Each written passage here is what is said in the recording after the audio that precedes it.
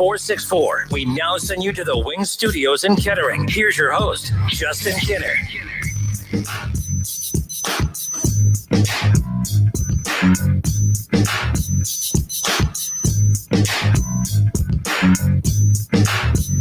All right, everybody, welcome in. I'm Justin Kinner. He's Kev Nash right here on Dayton's ESPN radio station, the Justin Kinner Show with Kev Nash. Happy Monday.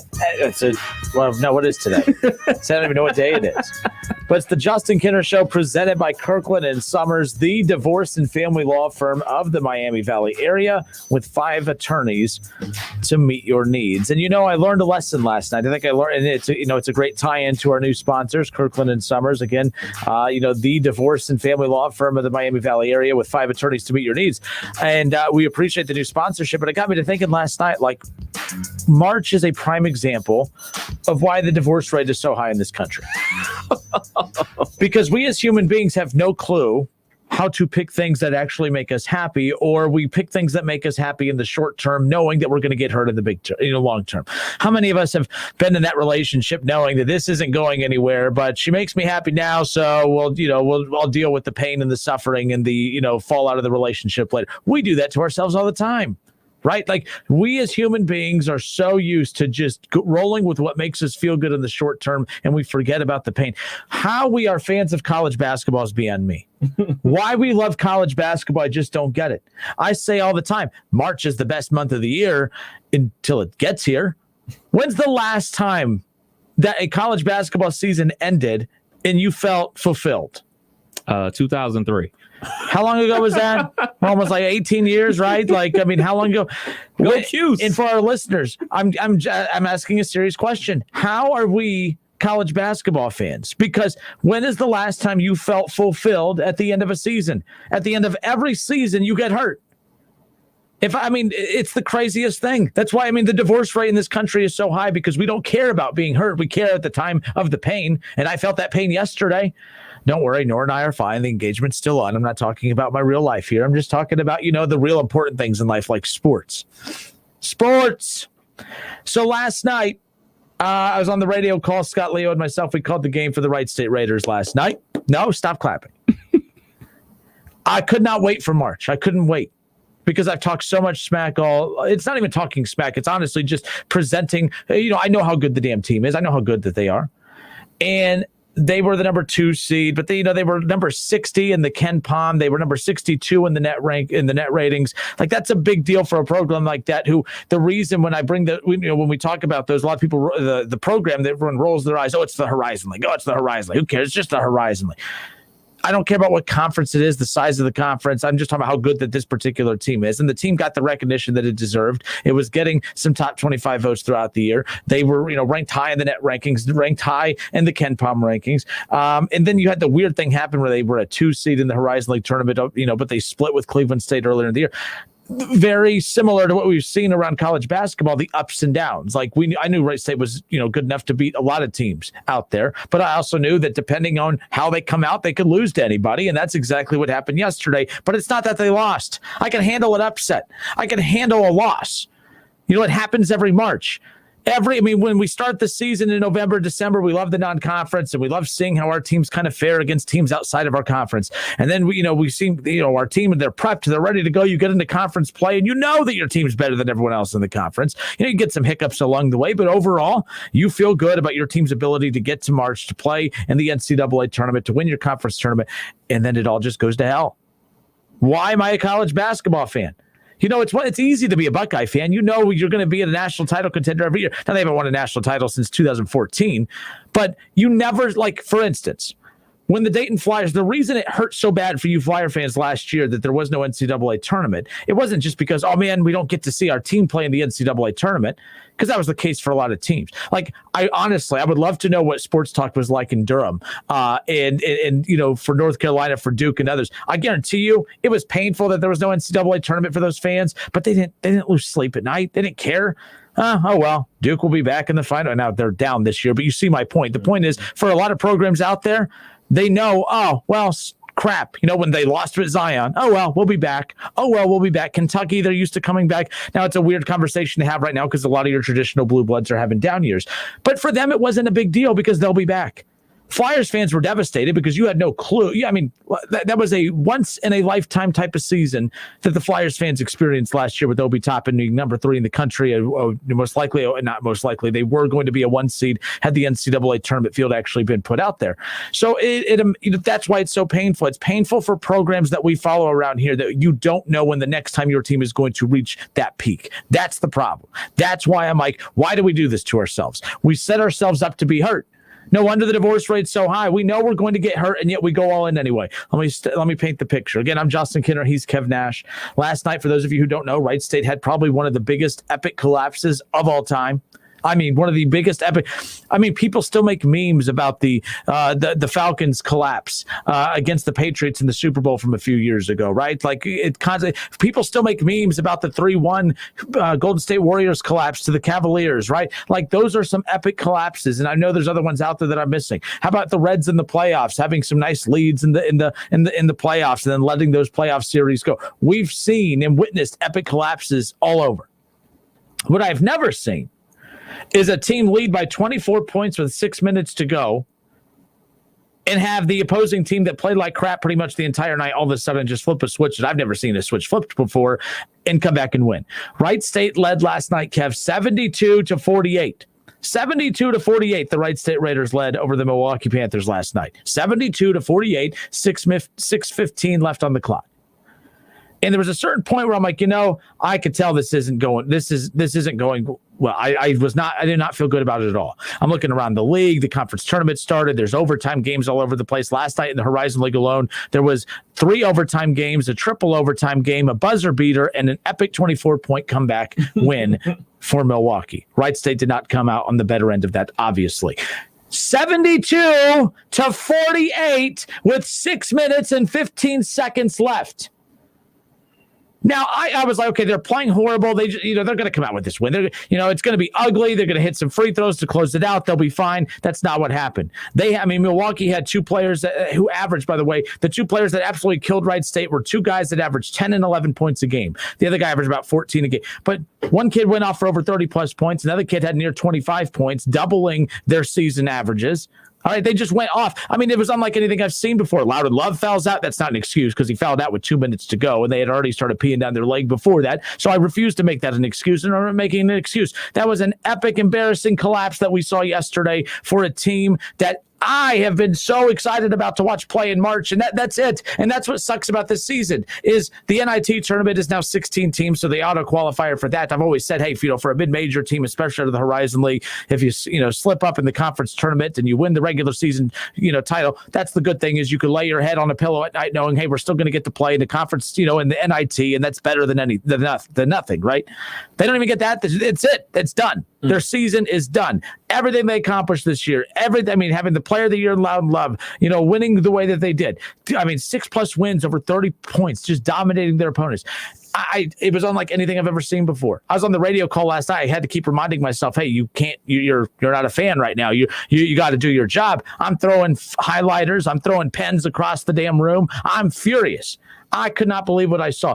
That's college basketball. And we're all going to be hurt here in the coming weeks. The Dayton Flyers play tomorrow. You Flyers fans, we've all bought in that maybe, just maybe, they can make a run. And maybe they do. Maybe they're Rhode Island, they beat Rhode Island multiple times this year. They're going to beat Rhode Island. VCU, they've got beat by twice by VCU this year. They're going to beat VCU.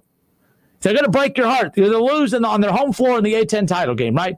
Like, that's what this is all doing. Or they'll win the conference tournament and get blasted in the first round of the NCAA tournament. Your season is going to end in pain. Why do we do this to ourselves? Why do we always set ourselves up to feel pain, to hurt? So, I love our new sponsors, Kirkland Sommers, as I talked about, Kev, and it ties in perfectly with everything that we're talking about here because they are, Kirkland Sommers, the new sponsor of the Justin Kinner Show with Kev Nash, the divorce family law firm of the Miami Valley area with 5 attorneys to meet your needs. The divorce rate's so high in this country because we have no clue how to actually pick what makes us happy. We love college basketball. We love March. Why? All it does is hurt us. And technically, the madness hasn't even begun, and my team's already hurt me. It was a long, long night. I had to shut my phone off. Flyers fans chirping at me all dang night. Was this you, fam? Because I said, Wright State would beat UD if they played this year. Was this you, fam? I simply responded to every UD hater out there that's making fun of Wright State. LaSalle, Fordham, St. Joe's, and we all move on with their lives. So you were actually there. Me, I was at home. I don't have ESPN3. So I'm, keeping updated by your Twitter feed, ESPN app, checking out the scores. So the last time I checked the score, they were up like 16 with 8 minutes to go. I said, cool, dude. Threw the phone down, turned on the TV. Me and the wife were watching something, yada, yada, yada, having, evening at the house. Then I decided to check out ESPN to see what's going on ESPN. And on the bottom scroll, I see 94-92 in overtime. And obviously, this is a typo because they didn't just blow that lead, did they? So I run to my phone and I see that they really did lose. And then I go to the Twitter feed and I see that they actually got up 24 points with 6 minutes to go. So I'm just like, how is this possible? And I tell the wife, she's like, you're lying. That can't happen. Who fouled out? Did somebody get hurt? Just 1,000,001 excuses because we're in the dark. We didn't see the game. And, trying to get a Horizon League highlights on ESPN is like never going to happen. Oh, no, they finally got the damn highlights on ESPN. Wright State, you see their logo on ESPN Sports Center. I'm like, oh, yeah, this is cool. Oh, no, Wright State's being highlighted because they gave up a 24-point lead with 6:15 to go. It was 72-48. Bro, it was so bad. And so then I start texting all my buddies that went to Wright State with me. And they're like, no, I saw they were up. Blah, blah. No, I saw they were up. Like everybody saw they were up and everybody stopped checking their phone and started doing what they do on a evening at the house. And it's just so heartbreaking. I've said this 1,000,001 times, man. As much as we love March Madness and everything like that, we love all the upsets, yada, yada, yada. The NCAA tournament is the worst way to pick a champion.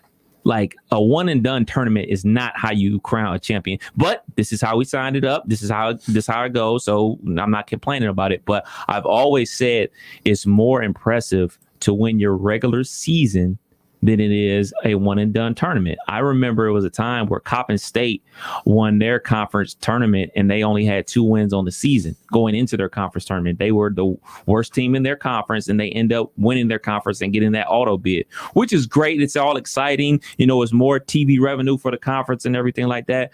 But I've always said your regular season champion should get the auto bid to the NCAA tournament, and the your conference tournament should be, extra points for you to try to, those teams that are on the bubble to get more victories to try to work their way as an at-large bid. But that's not how it goes. That's not what we signed up for. And unfortunately, this is the second year in a row where Wright State was the most dominant team in the Horizon League. And they were more dominant this year than last year.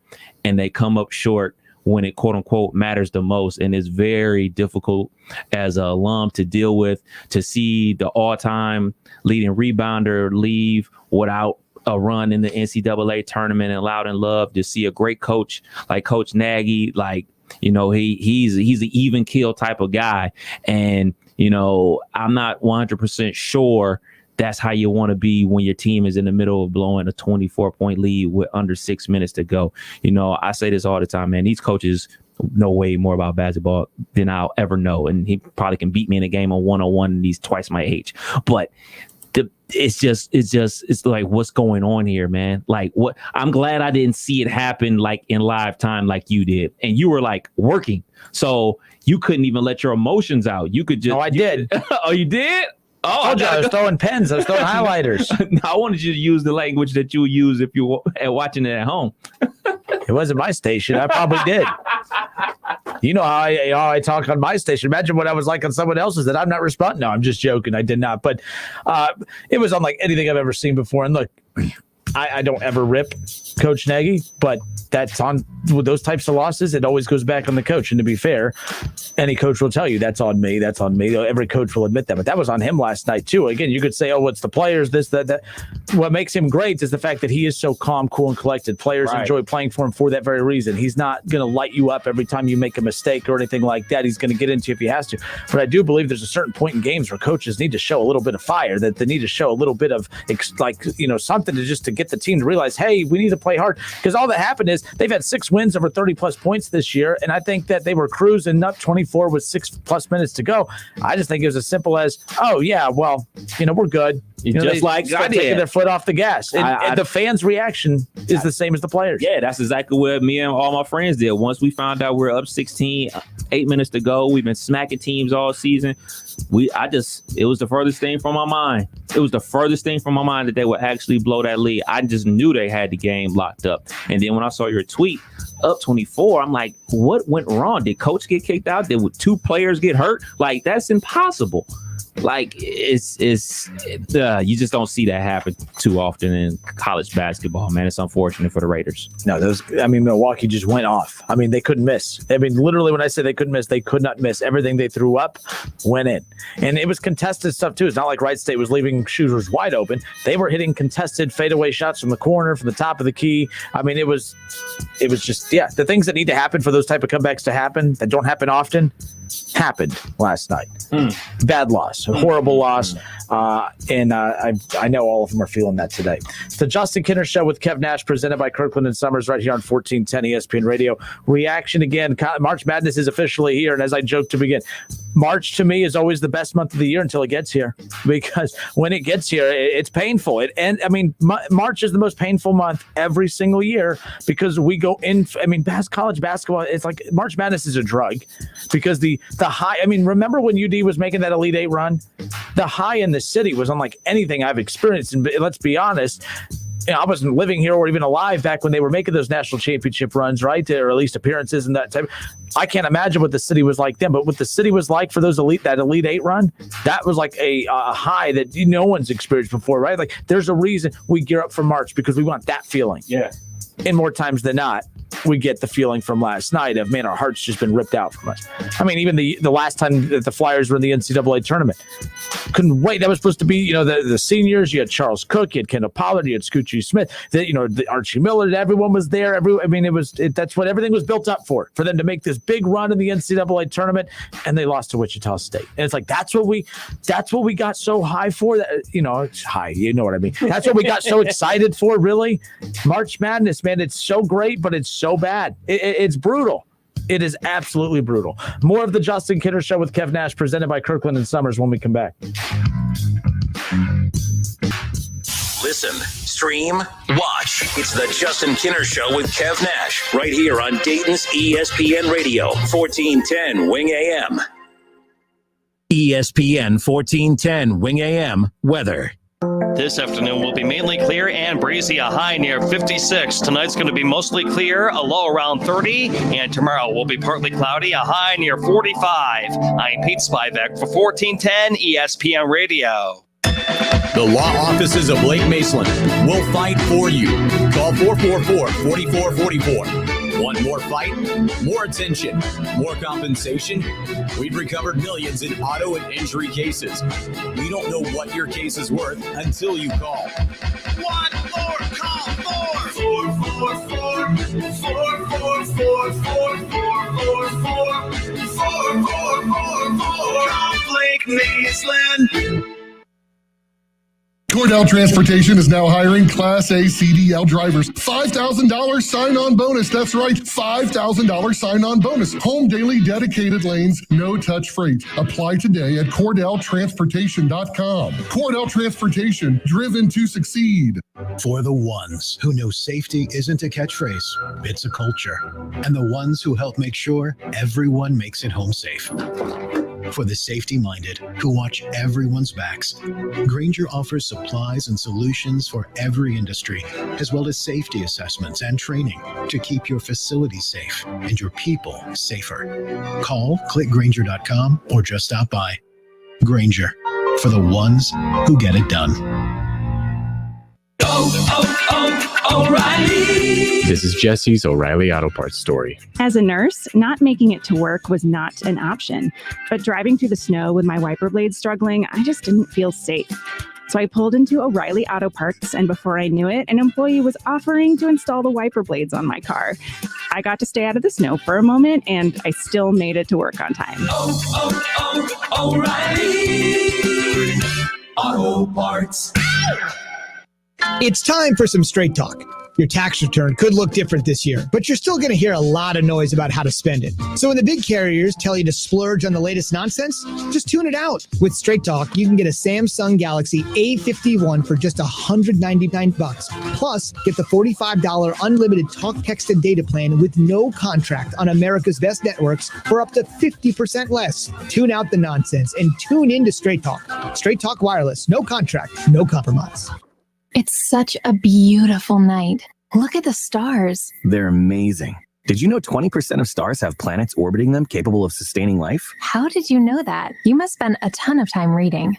Not at all. I use Blinkist. Blinkist? Yeah, it's an app that takes key insights from over 4,000 nonfiction bestsellers and gathers them into 15-minute blinks for you to read or listen to. With Blinkist, you can learn the main points of an entire book in just 15 minutes, as opposed to days or weeks. What kind of books? Nonfiction books in over 27 categories, from personal development to history, management, investing, philosophy, and more. Books like A Beautiful Mind, The 4-Hour Workweek, Freakonomics, and Sapiens. Blinkist makes it easy to learn about pretty much anything. Like the stars? Even the stars. Right now, radio listeners get 25% off, plus 1 free week when you go to Blinkist.com/live. To get this special offer, go to Blinkist.com/live. That's BLINKIST.com/LIVE. O'Reilly. Save big during Power Torque Tools DIY Day Sale at O'Reilly Auto Parts with great deals on socket sets, impact wrenches, and more. Right now, get $10 off a 200-piece mechanics tool set, plus earn double O-Rewards points. That means you'll get to your next reward even faster. Visit the professional parts people at O'Reilly Auto Parts today or shop O'ReillyAuto.com. O'Reilly Auto Parts. My name is Cade Courtley, and this is my new show, Can You Survive This Podcast? I'll be drawing on my years as a former Navy SEAL platoon commander, sniper, and CIA contractor. The show is designed to teach you techniques that will increase your chances of survival if you happen to find yourself or your family in any life-threatening disaster scenario imaginable. Subscribe and listen for free on Apple Podcasts. Can you survive this podcast? Get a stylish solution for every room with window treatments at Menards and save with 11% off everything. Get Window Images room darkening vinyl and aluminum blinds, faux wood blinds, and cellular shades trimmed to width for free. Or order a custom style and size. Choose from durable, economical options to stunning custom designs, all 11% off. Good through March 6th. Savings are mail-in rebate. Some exclusions apply. See store for details. Save big money at Menards. Switch to T-Mobile for Business and get up to 90 days of service free via virtual rebate on your business plan. You get a great deal, the largest 5G network, and first-class benefits like Microsoft 365 on us. It's better for business and only with T-Mobile for Business. Limited time offer. Stop in store for details. Plus taxes and fees for some plans. Virtual Express MasterCard within 8 weeks of receipt of valid submission. Complete port within 60 days. See T-Mobile.com for 5G devices, coverage, and plan details. Liberty Mutual Insurance Company customizes your car insurance with Wright, which rewards you for safe driving. As the world's most careful driver, that's perfect. Now applying 2 pounds of force for acceleration. You really? Turning in 0.3 miles and begin a deceleration. With Liberty Mutual's Wright, you could earn up to 30% savings based on how you drive. Sign up at libertymutual.com/Wright.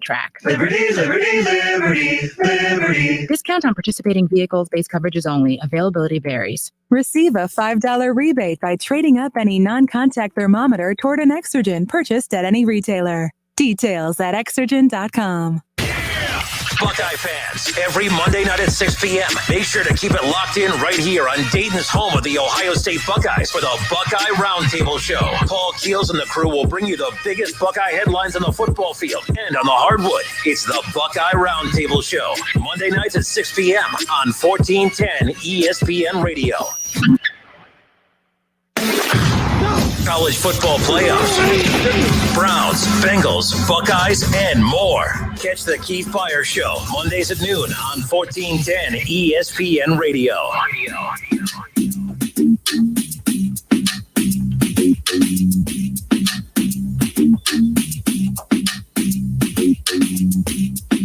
All right, we are back. Justin Kinner, Kev Nash, live with you here on Dayton's ESPN radio station. It is the Justin Kinner Show, presented by Kirkland Sommers, the divorce and family law firm of the Miami Valley area, with 5 attorneys to meet your needs. We opened up with reaction to last night's epic, what do you call that? An epic collapse, I guess. An epic collapse, and that's exactly what that was. And again, we're live on Facebook. Head to Facebook, search the Justin Kinner Show. Lamar Shelley on Facebook says, to be fair, all right, he goes on to say, to be fair, that, it's March Madness, right? Like, I mean, that's what he goes, to be fair, it's March Madness, buzzer beaters, comebacks, and overtime. Well, duh, Lamar, but it needs to be in my favor. If it's not my team winning at the buzzer, if it's not my team coming back, if it's not my team winning in overtime, then it's painful. That's all I'm saying. I'm with you 100%, man. I mean, you know how broken up we are. I mean, I'm broken up because I'm an alum and I root for the team. Likewise with you, and you also do a lot of trash talking. So you got that to deal with too. But imagine how coach feels. Imagine how the players feel, at this very moment, thinking to themselves like, yo, we just blew a 24-point lead and we just blew our chances to be in the big dance and to prove ourselves to the big dogs. So, the guys on the team got to be feeling 3 times as bad as we are. All right, so we'll switch gears here. And by the way, last night we want to give a shout out to Trotwood's Torrey Patton. Torrey Patton had 30 points last night and had the game clinching steal, I guess. Cleveland State, he plays for Cleveland State, who won the league. They went into triple overtime, and he got the game-winning steal to clinch it. But he finished with 30 points on the night. Torrey Patton's been awesome. There's a reason I've been so adamant about it. Hey, if you're going to go play in that league, there's a team in that league here in this town. Go play for them. But those kids have been balling out, our local kids here in that league, and it's been fun watching him and Mari Davis. Mari Davis, by the way, in the transfer portal, left Green Bay. So come on home. And there's only one particular place here that I call home. Not I'm very selective as far as what team that is. So I'm just saying. But anyway, don't say. It's the Justin Kinner Show with Kev Nash, presented by Kirkland Sommers. Okay. So I wanted to get into this. I was so bummed that we weren't on the air the last couple of days together to be able to really dive into this, Kev, because, we've been really keeping an eye on the J.J. Watt free agency, where was he going to end up? And I was adamant. The Cleveland Browns. He's going to be a Cleveland Brown. But to be fair, I didn't break the rules he did, Kev. I didn't break the rules he did. Here's my big issue with all of this. I made my guesstimation of where he was going to end up based on his criteria. He wanted a team with a quarterback. He wanted his team with a front office, a proven front office and coaching staff. He wanted a team that had weapons and a team that was going to be in playoff and Super Bowl contention. And he didn't pick any of that. The Cardinals front office is okay. I'll give the best part of the Cardinals is their front office. It's not great. It's not bad. But if that's the best part about you, you're not that good. Kyla Murray has shown glimpses of being a star. I thought that he regressed last year after he regressed mid-season, to be fair, because I thought he started the season out hot. They got some big wins. But if they don't complete that Hail Mary pass, I think it was against the Seahawks. If they don't complete that Hail Mary pass, what was that game that they won on a Hail Mary? The Bills. So if they don't complete that Hail Mary pass, they're an under 500 team for the second straight season. And I don't feel like, Kyler Murray's numbers were the same last year as they were his rookie year. I don't think he took that step forward. So when you look at where the Arizona Cardinals, that's where J.J. Watt chose to go. And he got $30 million, 24 of it's guaranteed. But it didn't meet any of the criteria he was talking about. The head coach, Cliff Kingsbury, did he make you all warm inside? Did he make you, do you trust him that he's going to get you to a Super Bowl? Because that's the one thing he wanted to leave about Houston is he's getting older. He wants to go play for a contender. What part of the Cardinals makes you think that you're a contender? You're the worst. They are the worst team in their division. And by the way, Kyler Murray's okay. And I love the fact that they have Hopkins. But they didn't, Hopkins didn't make them better. They weren't, it's not like Kyler Murray got better because of Hopkins. You think, and they both had good years, but I don't think he made them better. Kyler Murray's numbers didn't elevate. But we've seen how strange young quarterbacks could be when you give them star receivers. I mean, hell, Baker can't even play with a star receiver, apparently. It's the weirdest thing I've ever seen. But the big problem I have with all of this is I made my guesstimation based on his own criteria, and I think he must have forgot his criteria halfway through, Kev, because there's only one thing he chased, and that was money. And I have no problem with that. But I said this on yesterday's show when you weren't here, and I want to make sure I reiterate this. We kill players when they chase championships. LeBron goes to the Heat to pair up with Dwayne Wade and Chris Bosh because he was tired of playing it the right way, staying in Cleveland for 7 years, and you get a geriatric Shaquille O'Neal and a geriatric Antoine James. Actually, Antoine wasn't terrible, but you see my point. The point is the Cavs just didn't do him right the first 7 years that he was there. And he said, fine, if I can't win with you, I'm going to go win without you. And that's what he did. And what did we do? We ripped him. We ripped him because he went to the Heat and he teamed up with Chris Bosh and Dwayne Wade. And not only, Kev, did he go team up with Dwayne Wade and Chris Bosh, he took less money. Mm-hmm. You know, we hate players who chase the money, but then when athletes take less money to go win championships, we say, oh, well, you're just cheating. Oh, well, you're cheating your way to a title. It's a cheap championship. That's what we do. But then when an athlete chases money, we rip the athlete and say, oh, no, they're just chasing money. They're money hungry. I miss those days. And that's exactly what this was. J.J. Watt chased money. And by the way, I have no problem with that. But don't come out and do this. Oh, by golly, I'm J.J. Watt. I eat peanut butter and jelly sandwiches, and I cut the crust off, and I say the Pledge of Allegiance before I eat my food. And, oh, man, I'm just a goody guy. Oh, by golly, I love winning. Oh, yeah, by the way, I'm going to go to the Cardinals. I don't care if they're the worst team in their division. They probably have the 4th-ranked quarterback in their division. The reason I'm saying it that way is because by saying he's the worst quarterback in the division, it sounds like I'm saying he's a bad quarterback. But he's the 4th best quarterback in a division that has 4 teams in it, right? So he's the 4th best quarterback there. So he literally did not check off anything off his boxes, Kev, except for money. So people, in right away, oh, see, that right there, Kenner, the Browns are trash. That's why he picked the Cardinals. A good What? Is the organization recently better than the Browns? No. Is the coach better than what the Browns have? No. Is the quarterback better? I think that both have been very serviceable here in their first couple of years in the league. So I'll say that's more of a wash than anything. But overall, as a team, the Browns are better. And you could play alongside Myles Garrett. And, you know what I mean? Like, there's more weapons on the Browns. Baker Mayfield, if we're talking talent versus talent, Kyler Murray, I think more NFL teams will pick Kyler Murray over Baker. But Baker, with the talent he has, trumps what Kyler Murray is and has.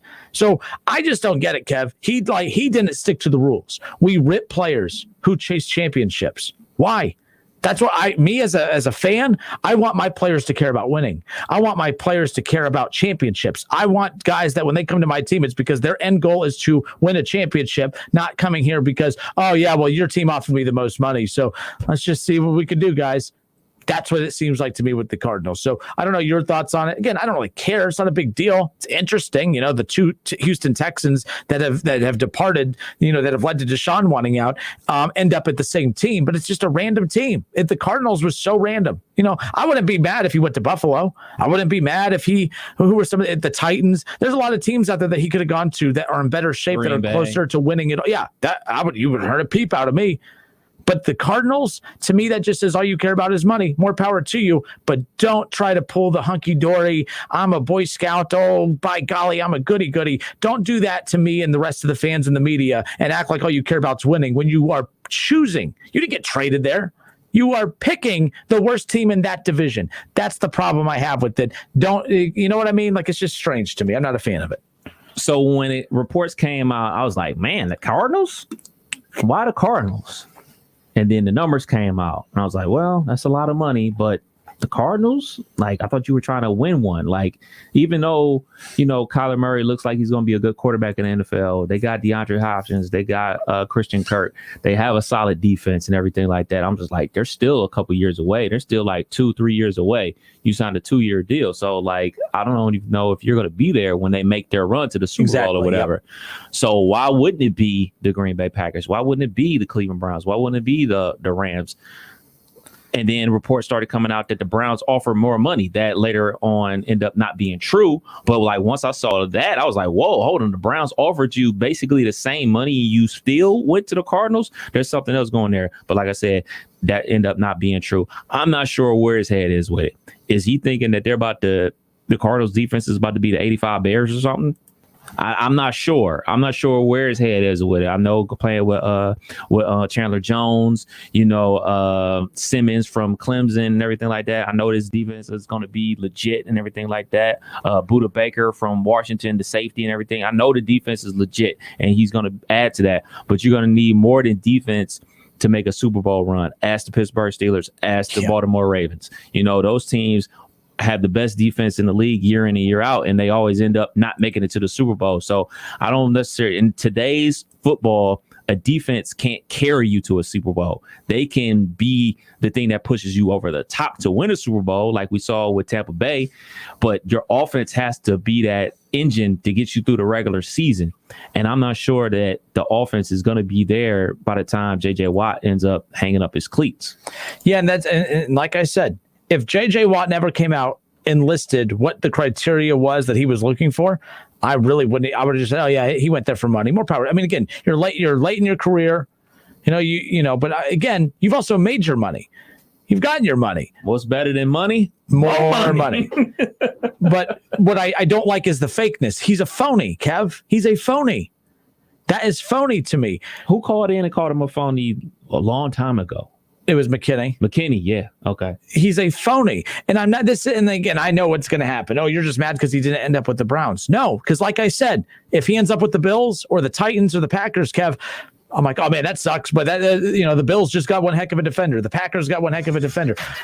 But he picked a team that is nowhere close to being as good as the Bills, as the Packers, as the Titans, and even the Cleveland Browns. In the report about the Browns, there was some accuracy to that, Kev. He was going to make a little bit more with Cleveland, but a lot of Cleveland's offerings to him were incentive-based. Mm-hmm. So there was going to be a base pay. He could make up to, I think it was like 33 or 34, which is more than what he's making with the Cardinals, but a lot of it was incentive-based. He had to play, I think, like at least 14 games to make a couple more million. Like, it was tiered. And by the way, for an older veteran player who has a track record of being broken down, I think that was smart of Cleveland and good for Cleveland. Like, I don't feel bad that Cleveland didn't get him. It actually makes me feel good because what it says to me, Kev, is that Cleveland is no longer, I'm trying to think of the right word to use here that's appropriate. They're no longer just giving themselves away. What they're saying is okay, we want you, but you got to come here within our standards of what we're able to do. Because the old Cleveland would have said, man, we're a laughing stock. We're a joke. We just need to get him here to get, to give us some notoriety, to give us some credibility. And Cleveland didn't do that. But yeah, he went to Arizona for money and money only. More power to you, but you're a phony. Don't you dare act like winning matters. Don't you dare sit there and say things like, oh man, you know what? All I care about is winning. And then you go to the Cardinals. So I don't know. Chris Schlop says maybe Watt heard you call Murray elite last year. Okay. Schlop drives me nuts because everything out of his mouth is just to try to irritate me. And he's very good at that. I bet you that's the only thing in life he's good at is just saying things to try and irritate me. And he's really good. So there's that. We'll be back in a moment. More of the Justin Kinner Show with Kev Nash, presented by Kirkland Sommers, right here on Dayton's ESPN radio station, 1410 Wing AM. The phone lines are open at 457-9464. Browns fans, are you mad? Are you upset that the Browns missed out on J.J. Watt and J.J. Watt defenders? Am I wrong? Is he a phony? I think he's a phony. I think he's one of the biggest phonies in the National Football League. We'll be back in a moment. It's the Justin Kinner Show with Kev Nash. Justin, you're awesome, baby. Right here on 1410 ESPN Radio. This is Dr. Mashika Roberts, Columbus Health Commissioner. The pandemic is more than a physical health issue. As parents, it's important to remember that our children are also coping with drastic life changes. 1 in 4 teens misuse a prescription drug at least once in their lifetime. We must talk to our kids about healthy coping strategies and the dangers of prescription drug misuse. Visit don'tliveinDenial.org to learn how to dispose of your leftover pills and talk to your kids about opiates. Does learning a language feel like this? No habla español? Hablo. It's hablo? It's hablo. Bom dia, like good day, good morning, I think. I can say, je m'appelle David, but that's probably it. When you learn a language, you want to actually use it. Babbel is designed with that goal in mind. This year is my year to get fluent in Spanish, and Babbel is definitely going to help me do that. The app is so easy to use, and it's so practical. It helps you learn things that you will actually need. Since my husband is from Guatemala, I'll apply what I've learned in Babbel to our real-life situations. I've tried other language learning apps, and nothing really stuck. Babbel's been a complete game changer for me. Hoy es miércoles y el clima está muy bueno afuera. Estoy con fome. Eu no tomé café de mañana. Je suis des États-Unis et tu viens tu. Babbel, language for life. Celebrating 10 million subscriptions sold. Now try Babbel for free at Babbel.com. Just go to Babbel.com and start learning a new language today. That's Babbel.com. Babbel.com. If you missed the hiring event, no worries. Rittal North America LLC in Urbana still has immediate openings seeking experienced third shift assembly operators, welders, machine operators, paint unloaders, and paint loaders. Rittal offers a minimum starting wage of $15.30 per hour with a $1 shift differential for second and third shifts, monthly attendance bonus, and benefits starting on the first of the month after hire. Please email Katie McKee your resume at mckee.k@rittal.us. Rittal is proud to be an affirmative action and equal opportunity employer. Hi, my name is Brian Summers, and I'm an attorney with Kirkland Sommers. We are a law firm dedicated to divorce and family law. We have 2 locations serving Miami Valley, one near Austin Landing and the other in Troy. Remember, we're not part-time divorce and family lawyers. We're full-time here for you. Kirkland Sommers, trusted and experienced, a family law practice dedicated to serving you. Visit them online at kirklandandsummers.com. That's Summers with an O, kirklandandsummers.com. I'm Terry Krupp of Laird's Tax and Accounting, serving this area's tax and accounting needs for over 80 years. If you have concerns about your tax return, we invite you to discover how we can make your tax filing experience easier. If you had a difficult experience in the past, our professional staff can provide the accurate return you want with maximum use of all legitimate deductions. Laird's Tax and Accounting is a trusted name and stands behind your return if the IRS calls. Contact us at 937-325-6571. Information at lairdstax.com. Need a U.S. passport? We can help. Hi, this is Mike Foley, your Montgomery County Clerk of Courts. Visit one of our convenient auto title locations in Huber Heights, Clayton, downtown, Moraine, and Centerville. Make us your first destination before you travel abroad. No appointments ever needed. We do passports.com for more info. It's time for some straight talk.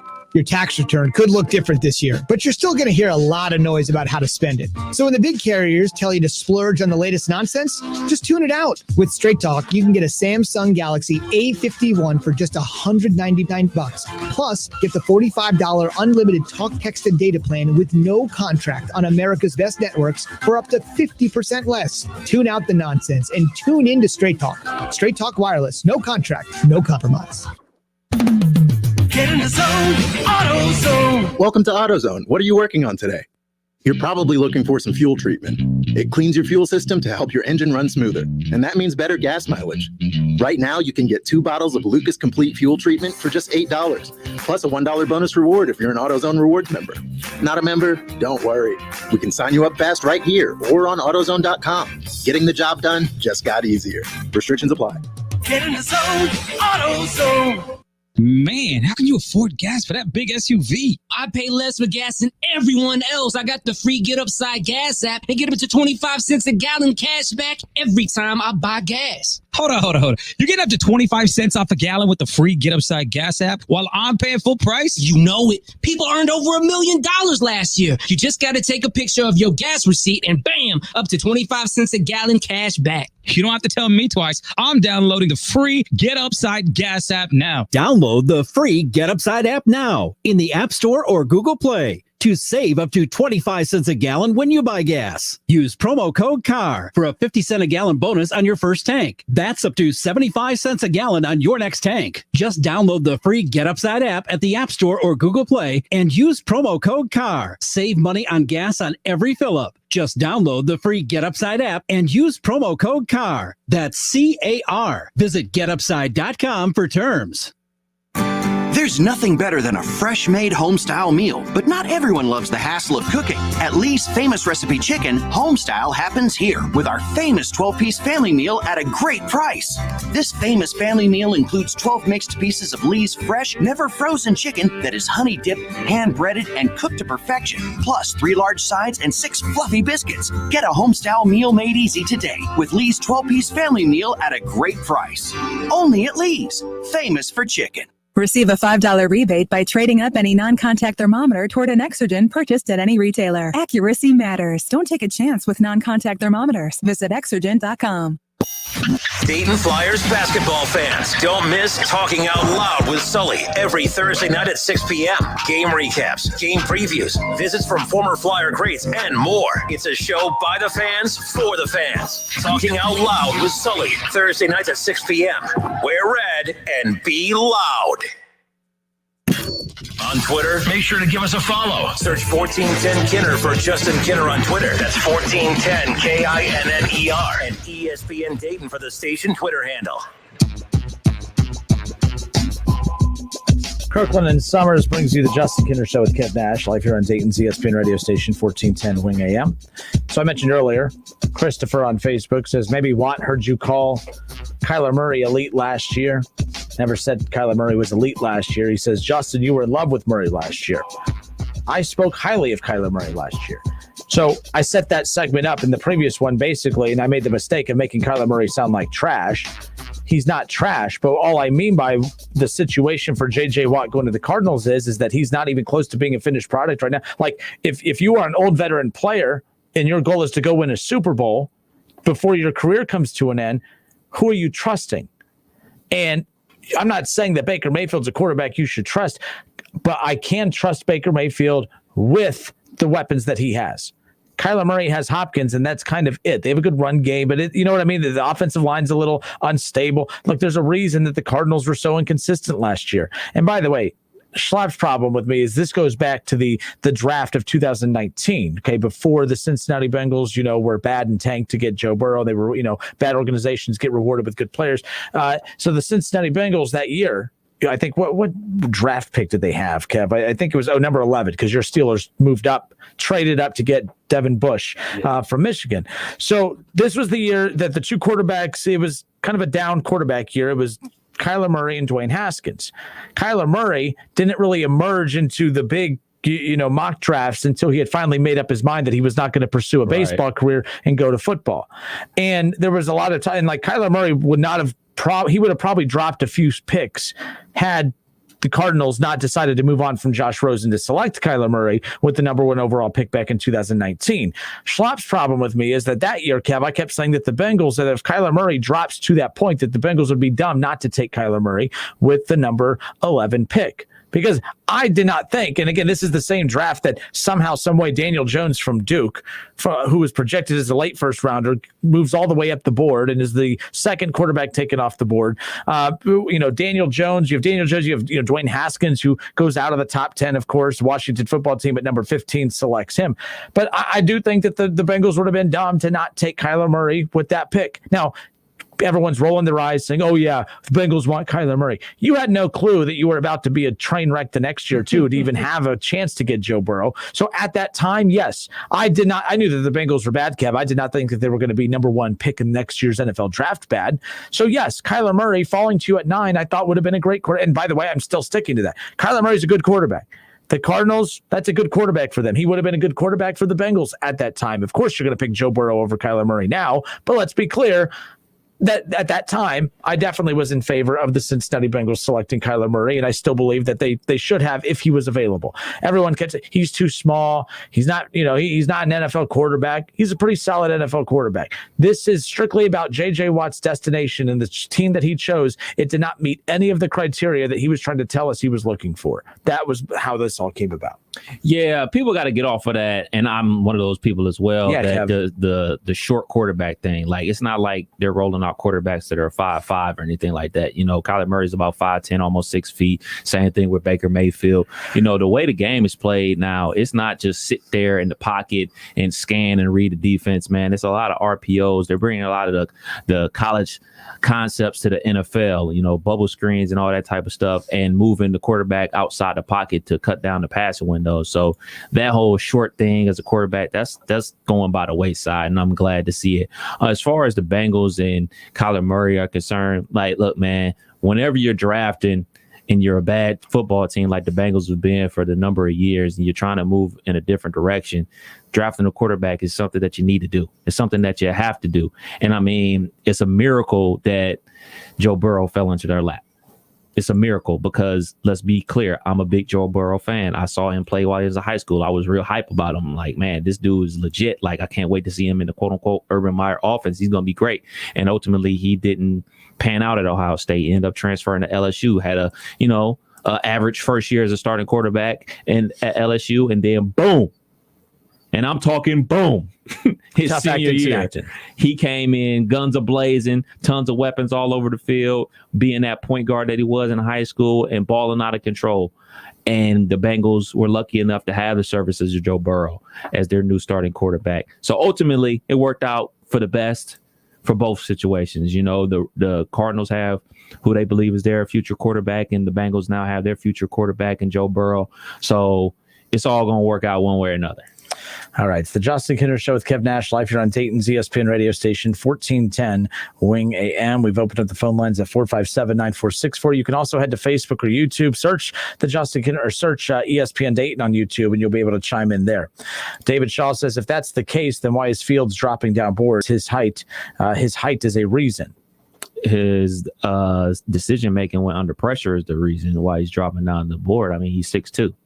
Yeah, and by the way, and this is why after the Super Bowl, when we watched Patrick Mahomes, who is the best quarterback in football, when people say, oh, well, his decision-making is not great when he's under pressure. Well, I watched Patrick Mahomes in the Super Bowl also look very, very, very average, below average. And he's not average, but he looked very below average because he was running for his life the entire game and didn't have protection up front. So I used to be not anti-Justin Fields, but saying, hey, that's why I don't think he should be drafted. His decision-making is poor. But I watched Patrick Mahomes look very, very poor in the Super Bowl because the offensive line was beat up due to COVID and some injuries heading in, and he looked less than human in that game. So I think sometimes those are lazy arguments of, oh, well, his decision-making when under pressure. Well, let's just say that, okay, he doesn't make the best decisions when he's facing Tom Brady pressure. In the NFC Championship game versus Green Bay. And, and remember the last game that Tom Brady played for the New England Patriots, his last pass attempt ever with the Patriots, a pick six. Woo! Why? Well, for one, they had to pass. He was trying to force something. But the offensive line was also not that good for Tom Brady that year. So the point is I don't like when people bring up that, oh, well, he doesn't make good decisions under pressure. That's why teams shouldn't get it. Are you kidding me? I think that teams need to do a better job of drafting guys for what they can do for your team and not drafting them for what they can't do for your team, especially a guy like Justin Fields, who you know is talented enough to play in the league. This isn't a guy that you were trying to convince ourselves that he's going to be an NFL player. Like, this isn't Johnny Manziel where teams were, oh, well, he has an it factor to him, man. His personality's kind of cool. He brings something to you know what I mean? Like, you were trying to convince yourself he was good. Why do we do that for guys like him? But for guys like Justin Fields, we try to convince ourselves that he's not going to be good. That's the problem that I have. And by the way, if you draft Justin Fields, and you know that he doesn't do well under pressure, well, it's your job as an organization to make sure that you get him the protection that he needs up in that front line. And that should be for every quarterback. Even the quarterbacks that do make good decisions under pressure. Your goal should still be to protect your damn quarterback. Yeah, and coach him up on where to go with the hot reads and everything like that when you got a blitzer coming off the edge and everything like that. And we saw Justin Fields do that during the Clemson game. A blitzer came off the edge. He immediately checked it down to Trey Sermon and picked up a ton of yards. And, I mean, the Justin Fields short thing, I've never heard that before. I mean, he's 6'2". The average height of a starting quarterback in the NFL is 6'3". So, I mean, I'm not sure where he got that information from, but, it's cool. All right. So we'll continue. Again, we're live on Facebook. You leave your comment in the chat section, and we'll interact with you that way. Shout out to Ann. Hi, Ann. Ann Anderson says, and again, a reaction to the J.J. Watt, choosing the Cardinals. And again, people just think it's me, sour grapes, that he picked the Cardinals over the Browns. I'm mad at J.J. Watt because he tried to come out as this just great role model of a guy that all he wants to do is win, and that's all he cares about, and that he wants to go to a contender. He wants to go to a winner, and he wants to win a Super Bowl. And then of all the teams that were interested in you, you picked the worst one. So Ann Anderson says, when the Cardinals make the playoffs, can JJ say, I told you so? Maybe there is something there that he knows that you don't. There were reportedly several teams that offered him more money. Got to give it a season. And there were reports of teams who offered him more money. The Browns had technically offered him more money, but a lot of that was incentive-based. He picked the Cardinals because that was the most guaranteed money. This wasn't about who's going to offer you the most money. This is about who's going to offer you the most guaranteed money. The Browns offered more money technically than what the Cardinals were offering, Kev, but what they did not offer was more guaranteed money. He could have made more money in Cleveland, but that would require you to actually, play and stay on the field and be healthy. But that's not J.J. Watt. So that's why the Browns had hesitations. Like, well, we know when he's on the field, he's worth every damn penny, but we're concerned about, financially investing into you when you've been a risk as far as, your availability. Your best ability is your availability, right? We hear that all the time. Mm-hmm. That's why I have no problem with the Browns going in the direction that they did. But him picking the Cardinals, he's a fake. He's a phony. Don't sit there and throw out this criteria to the media. His agent releases the criteria to the media that he wants to go play with a team that has a great quarterback, that has a great surrounding staff, that's in contention to win a Super Bowl, and you go to a team that checks off very few to minimal to none of those boxes. And when Ann says, if they make the playoffs, and let's be clear, I don't think that, J.J. Watt going to the Cardinals and making the playoffs, he was making the playoffs in Houston. Now, Houston's a disaster right now. I get why he wants off the Titanic now.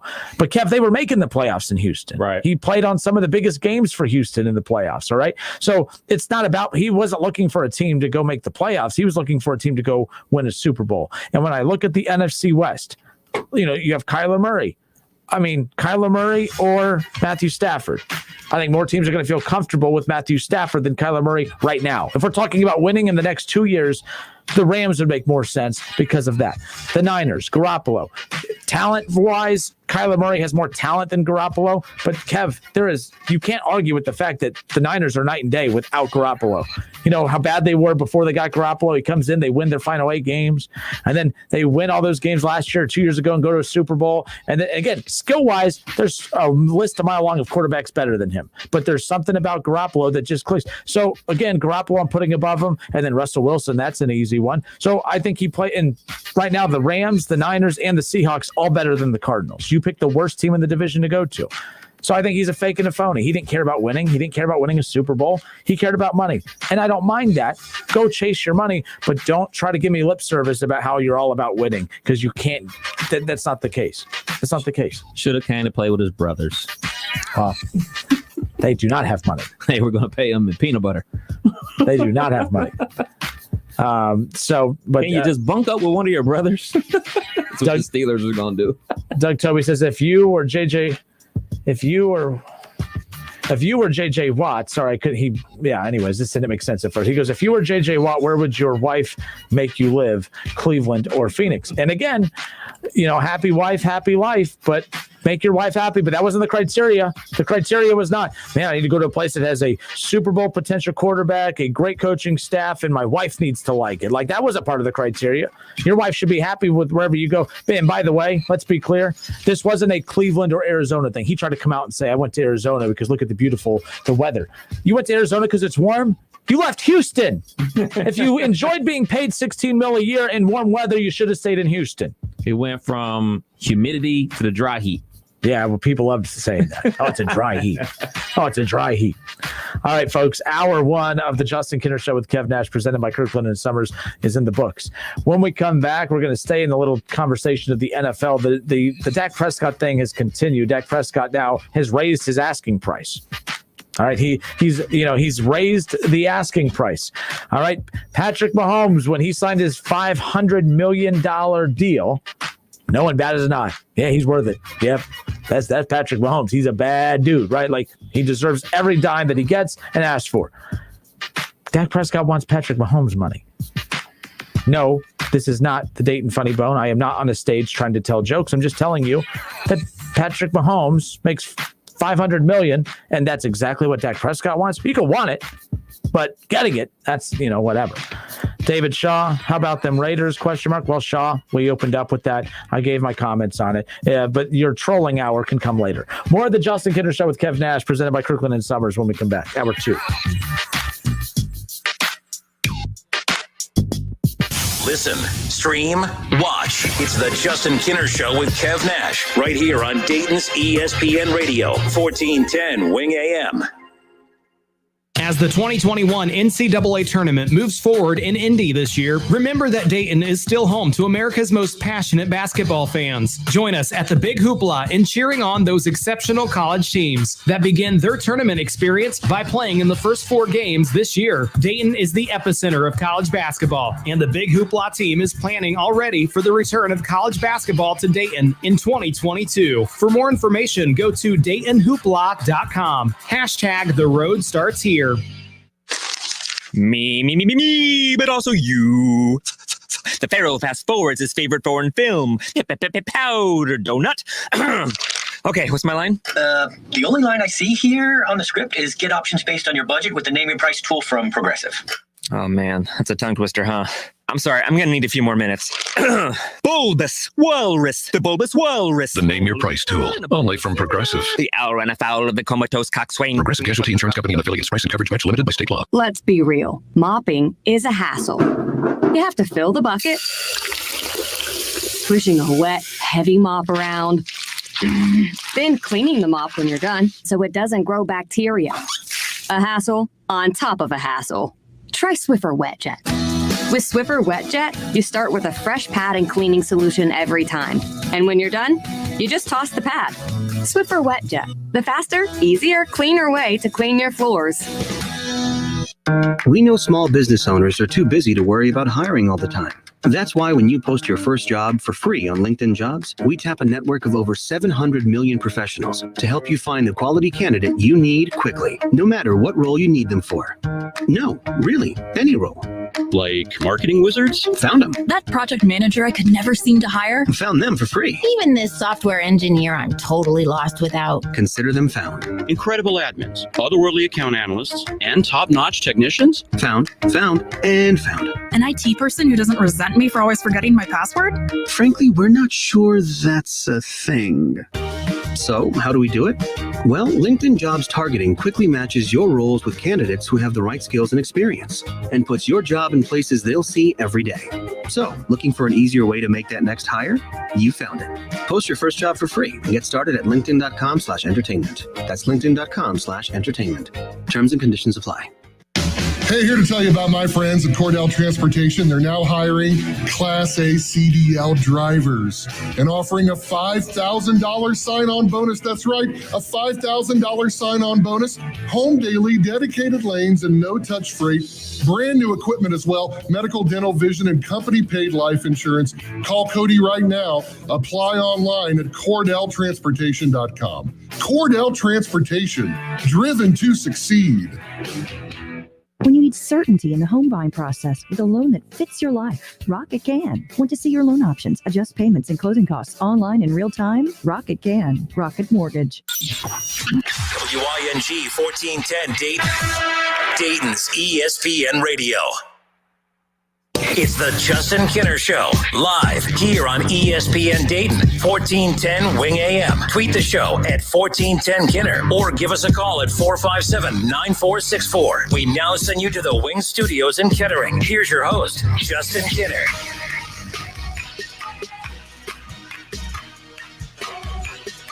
All right, everybody, we are back. Justin Kinner, Kev Nash with you here on Dayton's ESPN radio station. This is the Justin Kinner Show, presented by Kirkland Sommers, the divorce and family law firm of the Miami Valley area, with 5 attorneys to meet your needs.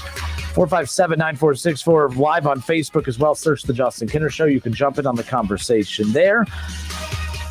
David Shaw, in reaction to the Raiders' epic collapse last night, says, not trolling, just a question. He asked about the Wright State Raiders last night. And again, we opened up with that already. But David's a Michigan fan. He goes, my Wolverines look like crap, worse than the Raiders last night. Illinois, the best of the Big Ten, like I've been saying on here for weeks. Don't believe me, roll the film. I mean, look, you're having an argument that I don't think anyone's trying to, like, I've talked about the Big Ten. You can't tell who's the best of the best. When Illinois did that last night against Michigan without their big dominant center playing last night. So keep in mind, look, the Big Ten is stacked. That's why I'm not a big fan of, I think it was Jeff Brazello. I can't remember. Here, let me go find it right here. It was right on my Twitter page. But he tweeted this out earlier today, and I have a problem with this. And again, this is that, Jeff Brazello. He goes, imagine not thinking that Gonzaga is number one.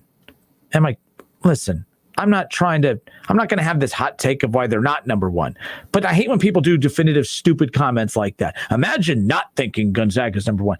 There's a lot of reasons why they probably shouldn't be number one. Do I think it's fair to punish a team for who they play? No, but at the same time, to sit there and act like, that who they play doesn't matter. It does. It really does. So when we're talking about the number one team in the country, we're not talking about a top 25 ranking. We're talking about the number one team, and they're undefeated. And they're like, well, that's why they're number one, because they're undefeated. Common sense has to kick into a certain point. So, well, why are they undefeated? Because Michigan gets beat down against Illinois. Michigan has had to play how many top Big Ten team on a nightly basis. Ohio State, you have to play Iowa twice, Illinois twice, Michigan twice. Even they lose to Michigan State. Michigan State is a bad team, but they're not a bad team. They are not as strong as the upper half of the Big Ten, right? They're probably undefeated in Gonzaga's conference. And that's not a slight at Gonzaga. I think when you talk about number one, there's a lot to be said about who they play. And I'm being consistent here. A year ago, Flyers fans got so mad when Iowa fans would bring up, well, Obi shouldn't win Player of the Year because while he's playing up against the little A10, Luka Garza should be Player of the Year because he's going up against top 5, top 10 teams every single night. And I said, Flyer fans, I gotta like this, but I agree. I agree that when it comes to being that close, the tie probably, or the tiebreaker probably should have been the level of competition. And I don't know why people say, well, I think we need to get past that. That doesn't matter. It does matter. Unfortunately, it does matter. It does matter when we're talking about the number one ranking. I think it does matter. And I think that overall, so as far as Michigan goes, we talk about the 1 seeds, Baylor should be number one. Baylor should be number one. And I think until Michigan lost last night, I would have said Michigan should be number one. Michigan and Baylor are the top 2 teams right now in the country. I know David thinks it's Illinois. Illinois is right up there with them.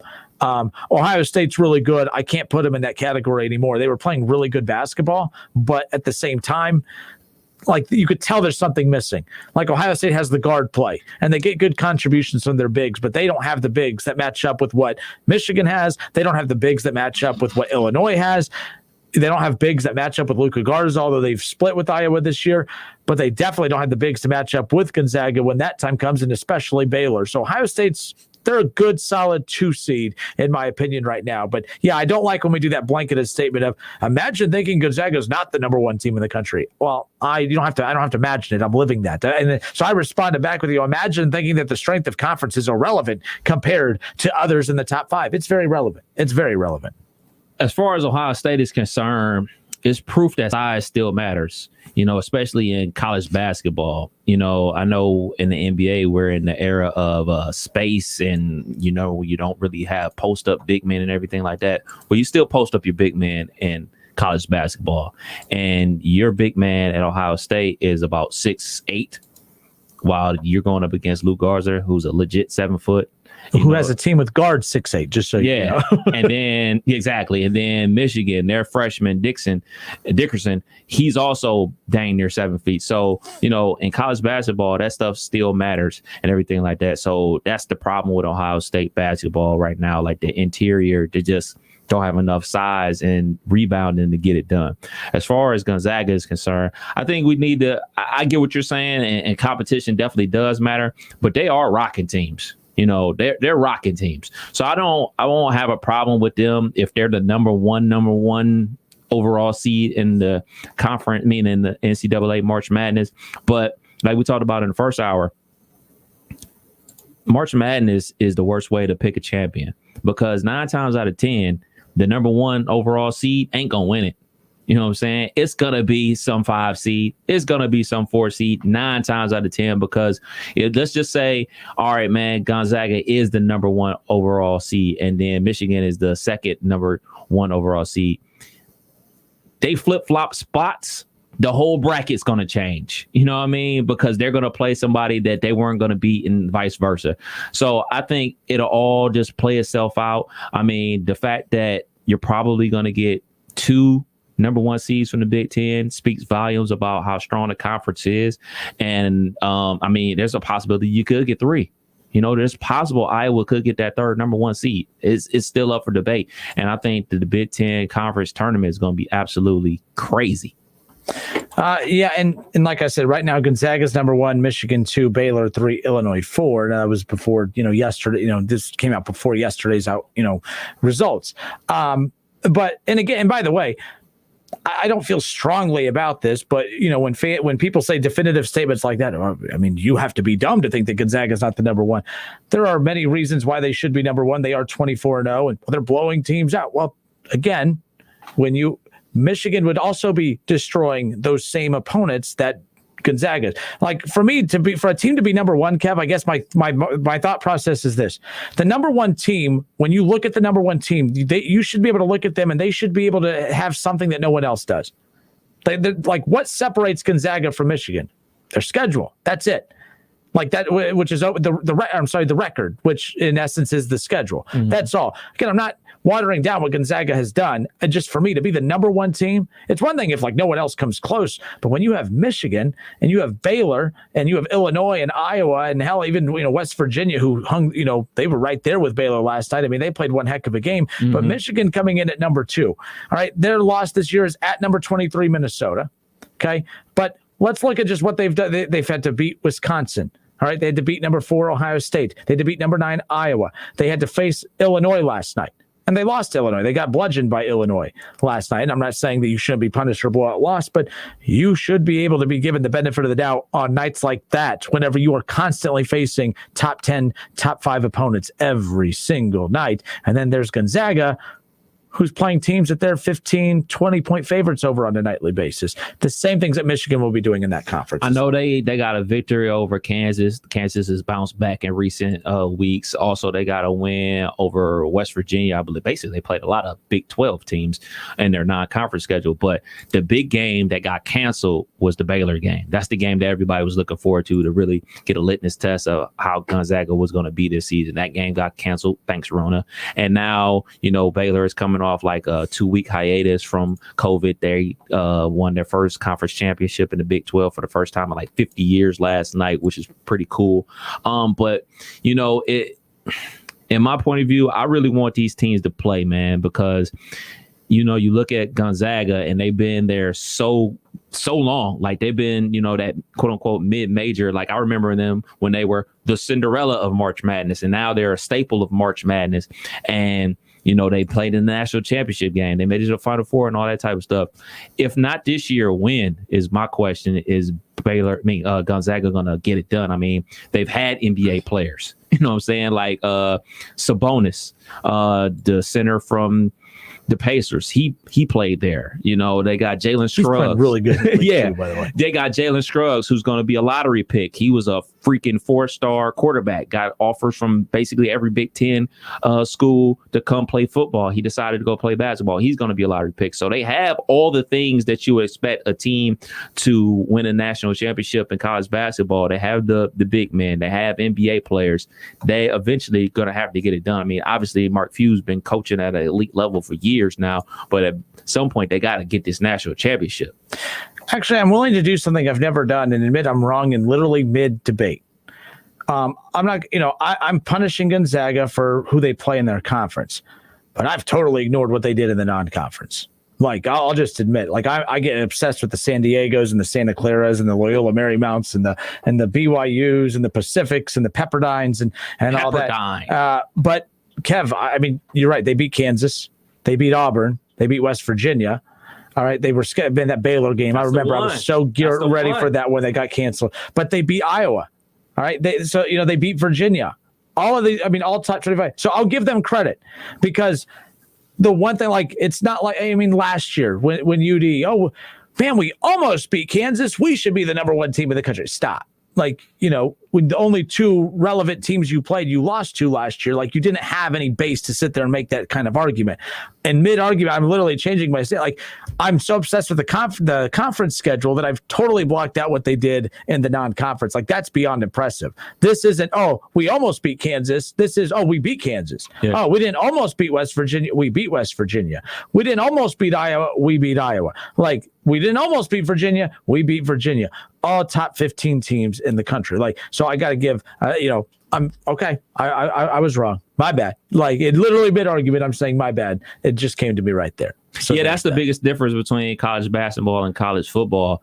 You have a whole resume. Like, I know, like, we like to look at resumes in college football, but, you can get like 10 out of conference games in college basketball because basketball allows you to get 30 games in. You can't play 30 football games. So you can get a real feel about how a team actually plays. They play their non-conference schedule and then they play their conference schedule, and some opponents, they play them twice and everything like that. So, all right, man, they had a tough loss to, Team X, and then they come back and blow them out, like, you know what I'm saying, Wright State, where they had lost at the buzzer like 2 Fridays in a row, and then on Saturdays when they played them again, they beat those teams by 30. We can honestly say, well, they just happened to lose that game. This is the real Wright State. Unfortunately, our Raiders blew a 24-point lead last night, but we'll stop talking about that. So that's why I really love college basketball, because you can really get a true gauge of who is the best team, because you get a full look at the resume. But it's the tournament, I love it so much, but it is the absolute worst way to pick a champion. Well, so David Shaw makes a point saying beating those teams in November is not the same. Sorry, you lose me there. Here's why it's even more impressive. The purpose of the non-conference is to prepare you for your conference. Now, that may sound very mid-major, because for mid-majors, that is the case. Your non-conference is supposed to prepare you. But the purpose of your non-conference is also to beef up your at-large resume. Right.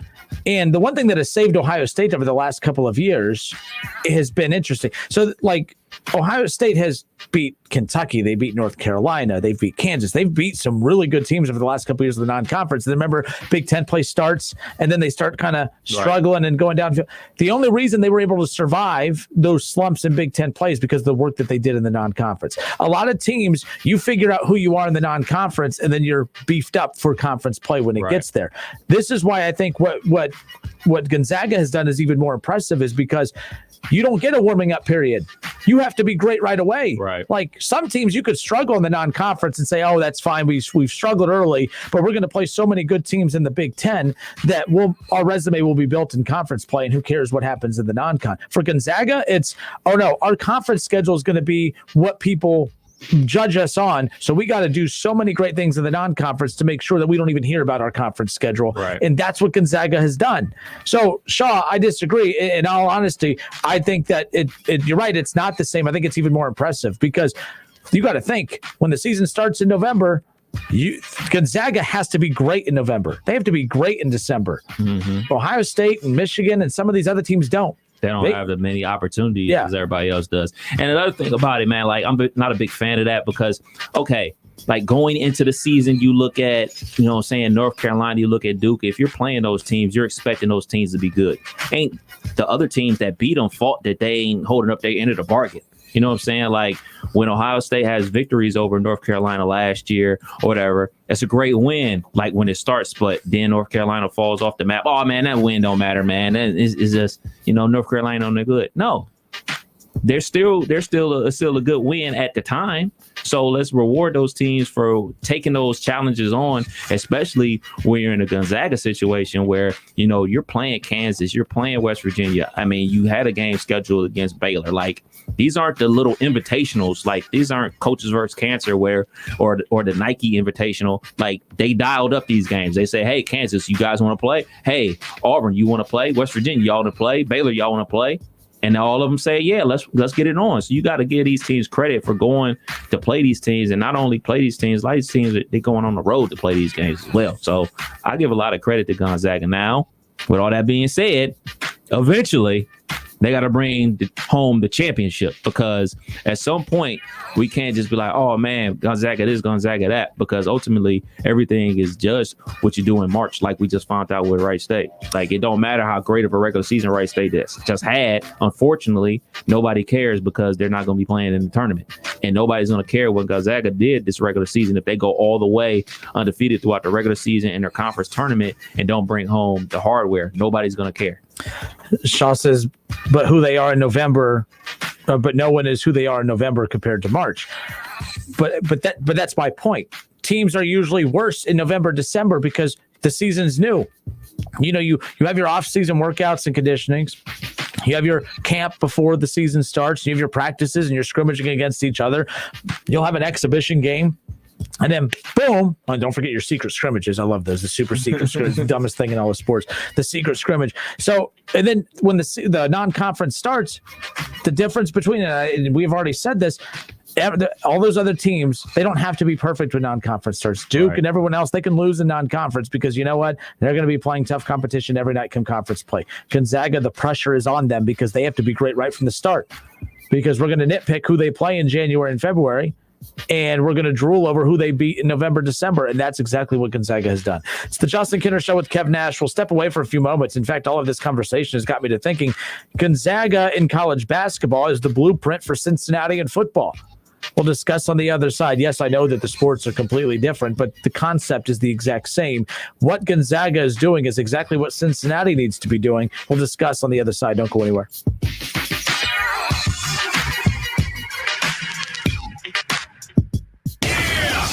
It's the Justin Kinner Show with Kev Nash on 1410 ESPN Radio. ESPN 1410 Wing AM weather. This afternoon will be mainly clear and breezy, a high near 56. Tonight's going to be mostly clear, a low around 30. And tomorrow will be partly cloudy, a high near 45. I'm Pete Spivak for 1410 ESPN Radio. Weather is brought to you by Cullet Propane. 98% of their customers recommend Cullet. If you wouldn't recommend your current supplier, check them out at culletpropane.com. The Big Hoopla is a volunteer organization that holds events for our Dayton region surrounding the NCAA Men's First Four basketball tournament held in UD Arena since the inception of the games in 2001. While we have lent the first four games to Indy this year, they will be back in Dayton for next year and through 2026. Dayton is the epicenter of college basketball. Join us in cheering on those exceptional college teams playing in this year's First Four. The Big Hoopla is planning already for the return of college basketball to Dayton in 2022. #The road starts here. Does it feel like finding clothes in your fit is impossible? Tired of feeling overwhelmed with options that just aren't right? Let the experts at Stitch Fix do the shopping for you. At Stitch Fix, we make sure each piece is hand-selected for your life. So whether you're staying home or on the go, Stitch Fix has the answer for what to wear. We make it easy to find what works for you. Signing up takes just a few minutes, and styles are delivered directly to your door. Get started today at StitchFix.com. Stitch Fix, your style delivered. Hey, here to tell you about my friends at Cordell Transportation. They're now hiring Class A CDL drivers and offering a $5,000 sign-on bonus. That's right, a $5,000 sign-on bonus, home daily, dedicated lanes, and no-touch freight. Brand new equipment as well, medical, dental, vision, and company-paid life insurance. Call Cody right now. Apply online at CordellTransportation.com. Cordell Transportation, driven to succeed. Need legal help? Come see us. The Montgomery County Clerk of Courts has partnered with organizations across the community to launch its new help center. Allow one of our dedicated staff the chance to inform you with legal information, self-help tools, forms, and guides, and referrals to social or legal professionals. We're here to help. Visit courthousetoyou.com to learn more. Come down and see us. Brought to you by Clerk of Courts Mike Foley. Battery power made by Steel. From trimmers and mowers to chainsaws and blowers, Steel battery tools are exactly what you need to tackle your to-do list. Whether you need to maintain your yard or completely transform your landscape. Shop online for the Steel AK Homeowner Series starting at just $199.99. Pick up at over 10,000 local Steel dealers. Real Steel. Find yours at steeldealers.com. You have empty office space to fill or home office to create. You know what you need. You know what you'd like. But you also have a pretty good idea after you've shopped around the usual places what you need and what you like might not happen. Well, then you haven't been to Charles Larrick's Warehouse Outlet. Nobody has their selection. Nobody has their discounts. And every week there's something new. If you need office furniture, Larrick's Warehouse Outlet can sell it to you for half the price and below manufacturer's selected prices. Half price and below on hundreds of items. Selection from budget to the best. Really, desks from $50 to $5,000. Filing cabinets from $25 to $500. Before you go anywhere else, do yourself a favor and come to Larrick's Warehouse Outlet. With 25,000 square feet of selection, you're not going to go anywhere else. Larrick's Warehouse Outlet at 23 McOil Avenue, Dayton. Open Monday through Friday, 9 to 6. Larrick's, continuing the tradition. Hi, my name is Brian Summers, and I'm an attorney with Kirkland Sommers. We are a law firm dedicated to divorce and family law. We have 2 locations serving Miami Valley, one near Austin Landing and the other in Troy. Remember, we're not part-time divorce and family lawyers. We're full-time here for you. Kirkland Sommers, trusted and experienced, a family law practice dedicated to serving you. Visit them online at kirklandandsummers.com. That's Summers with an O, kirklandandsummers.com. Get in the zone, AutoZone. Welcome to AutoZone. What are you working on today? Sure thing. We can help you replace those wipers. If yours are squeaking or streaking, it's probably time. We've got a wide selection of wipers that can stand up to any weather, including the right ones for your make and model. We've even got more ways to get them fast, like our next day delivery or free same-day store pickup. Getting the job done just got easier. Restrictions apply. Get in the zone, AutoZone. What's it doing? Designing my new 2021 Nissan Kicks Online in the Kicks Color Studio. I give each a special name. This one's electric blue, orange, red, white. I call it the gumball machine. You think it's me? I feel like you're more of a red velvet guy. Limitless possibilities. With over 100 million available color combinations and Bose Personal Plus system in the boldly new 2021 Nissan Kicks. Bose is the registered trademark of the Bose Corporation. Color combinations include interior and exterior colors. Customization is an available feature subject to availability at participating Nissan dealers. See dealer for details. Does learning a language feel like this? No habla español? Hablo. It's hablo? It's hablo. Bom dia, like good day, good morning, I think. I can say, je m'appelle David, but that's probably it. When you learn a language, you want to actually use it. Babbel is designed with that goal in mind. This year is my year to get fluent in Spanish, and Babbel is definitely going to help me do that. The app is so easy to use, and it's so practical. It helps you learn things that you will actually need. Since my husband is from Guatemala, I'll apply what I've learned in Babbel to our real-life situations. I've tried other language learning apps, and nothing really stuck. Babbel's been a complete game changer for me. Hoy es miércoles y el clima está muy bueno afuera. Estoy con fome. Eu no tomé café de mañana. Je suis des États-Unis et du viens tu. Babbel, language for life. Celebrating 10 million subscriptions sold. Now try Babbel for free at Babbel.com. Just go to Babbel.com and start learning a new language today. That's Babbel.com. Babbel.com. Hey, you. Liberty Mutual customizes your car insurance, so you only pay for what you need. Liberty, liberty, liberty, liberty.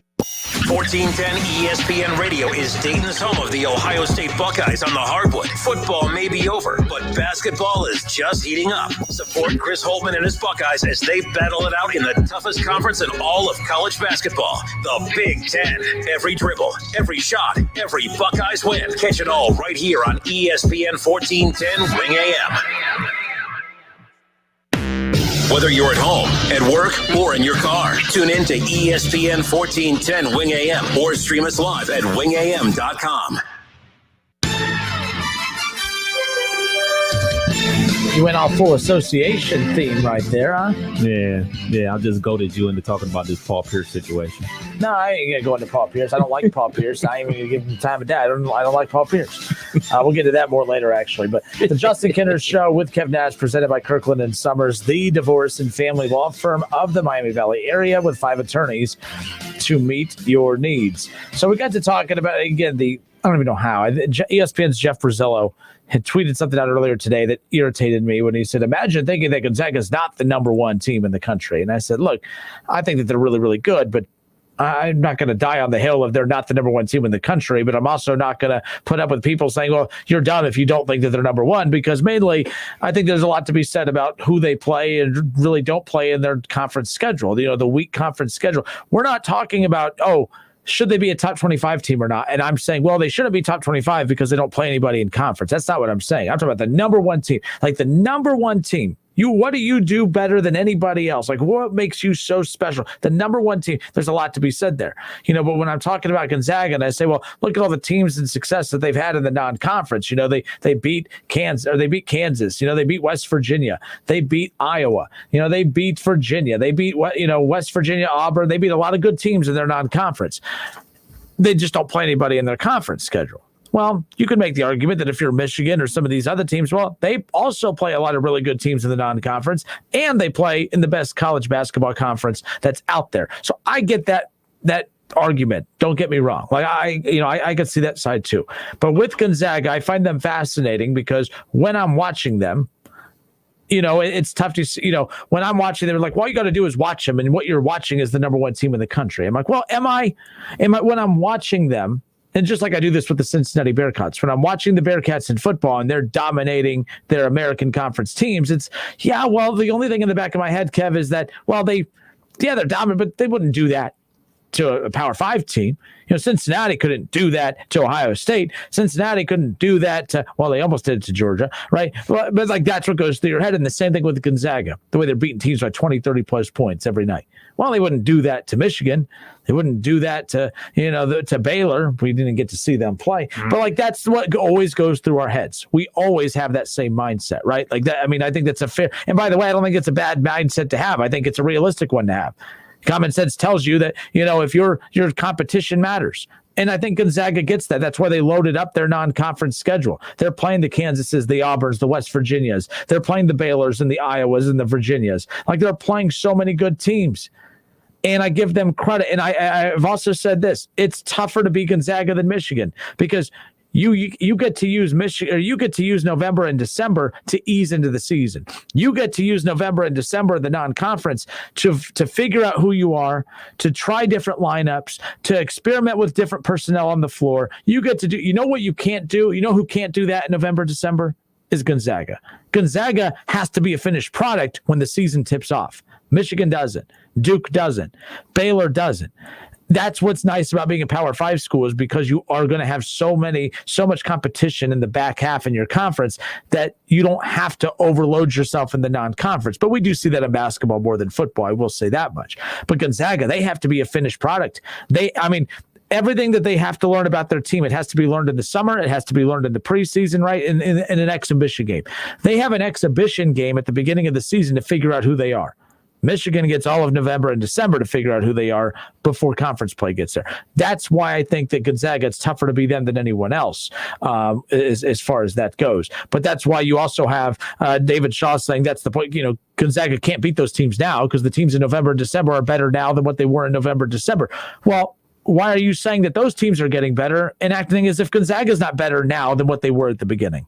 Yeah, I'm with you 100%. But this is something also you got to look at. When Gonzaga beat Kansas, Kansas was ranked number 6. They're currently 13. When they beat Virginia, they were ranked 11th. Now they're number 6. When they beat Virginia, they were 16. Now they're 21. When they beat Iowa, they were 3. Now they're 5. They're basically exactly where they were before. When Gonzaga beat them, they're where they are now. So these are great wins, man. These are great wins that they have underneath their resume.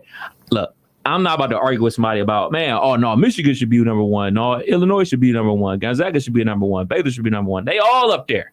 And that's what makes college basketball so great. There's not just one number 1. There's going to be 4 number 1s. And the tournament is going to play out, and we're going to see what we see. But if somebody was to tell me that they had Gonzaga ranked number 1 and they brought up these key wins that they had throughout the regular season and everything like that, I couldn't argue with it.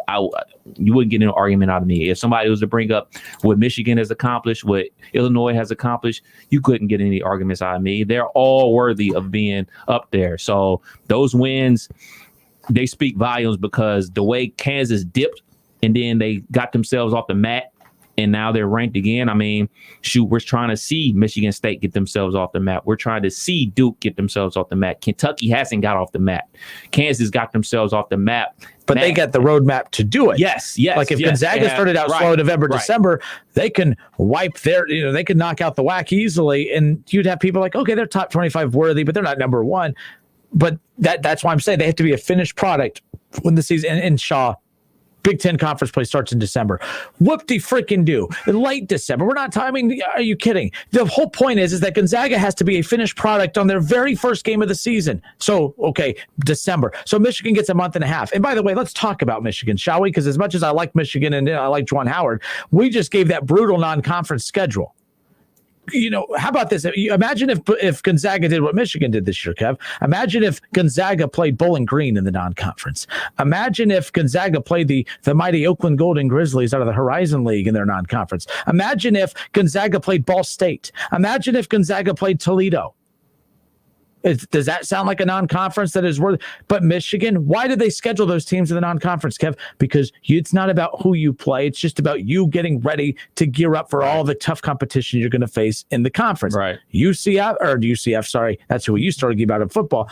But when you are Gonzaga, if they put that non-conference schedule together, if Gonzaga's non-conference this year, Kev, was Bowling Green, Oakland, Ball State, and Toledo, and then they ran the table in their conference, they're not the number one team in the country. They're the number one team in the country because they took care of all the hard work at the beginning, and now they just get to cruise through their conference schedule. Bottom line. Yeah, it's very SEC football style. Yep. They get a decent opponent on the schedule, and then they get tune-up games, and it's their right, because the Big Ten Conference is such a meat grinder, and I have no problem with that. And I salute Gonzaga for putting themselves through tough non-conference schedules, because they know that they're going to have to deal with this. They're going to have to deal with this from talking heads like you and I and listeners like Shaw, who don't believe in them because of the conference that they play in. So they alleviate that by playing elite competition like Kansas, West Virginia, and Iowa.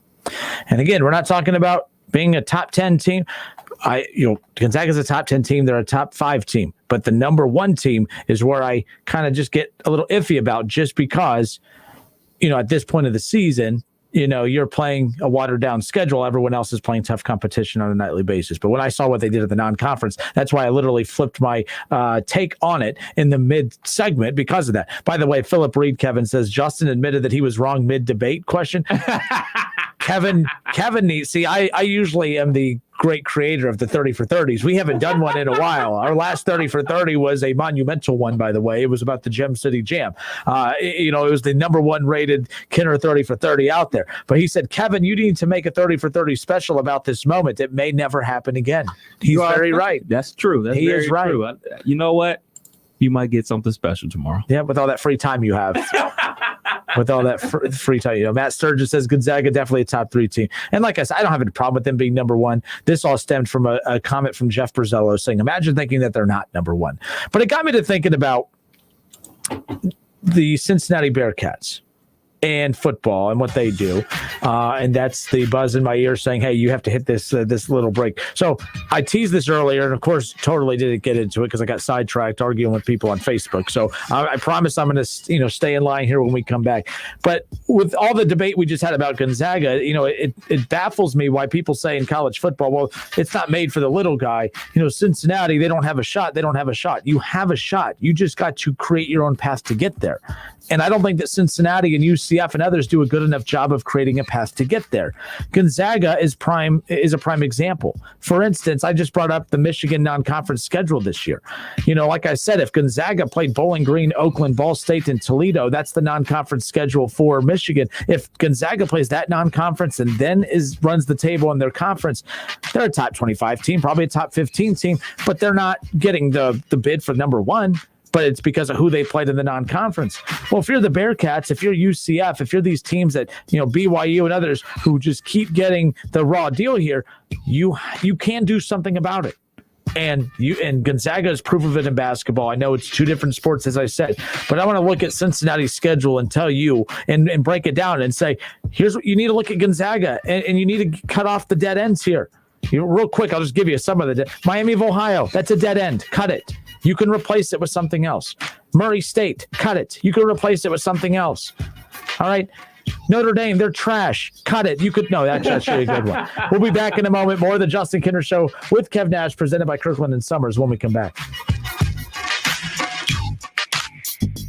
Listen, stream, watch. It's the Justin Kinner Show with Kev Nash, right here on Dayton's ESPN Radio, 1410 Wing AM.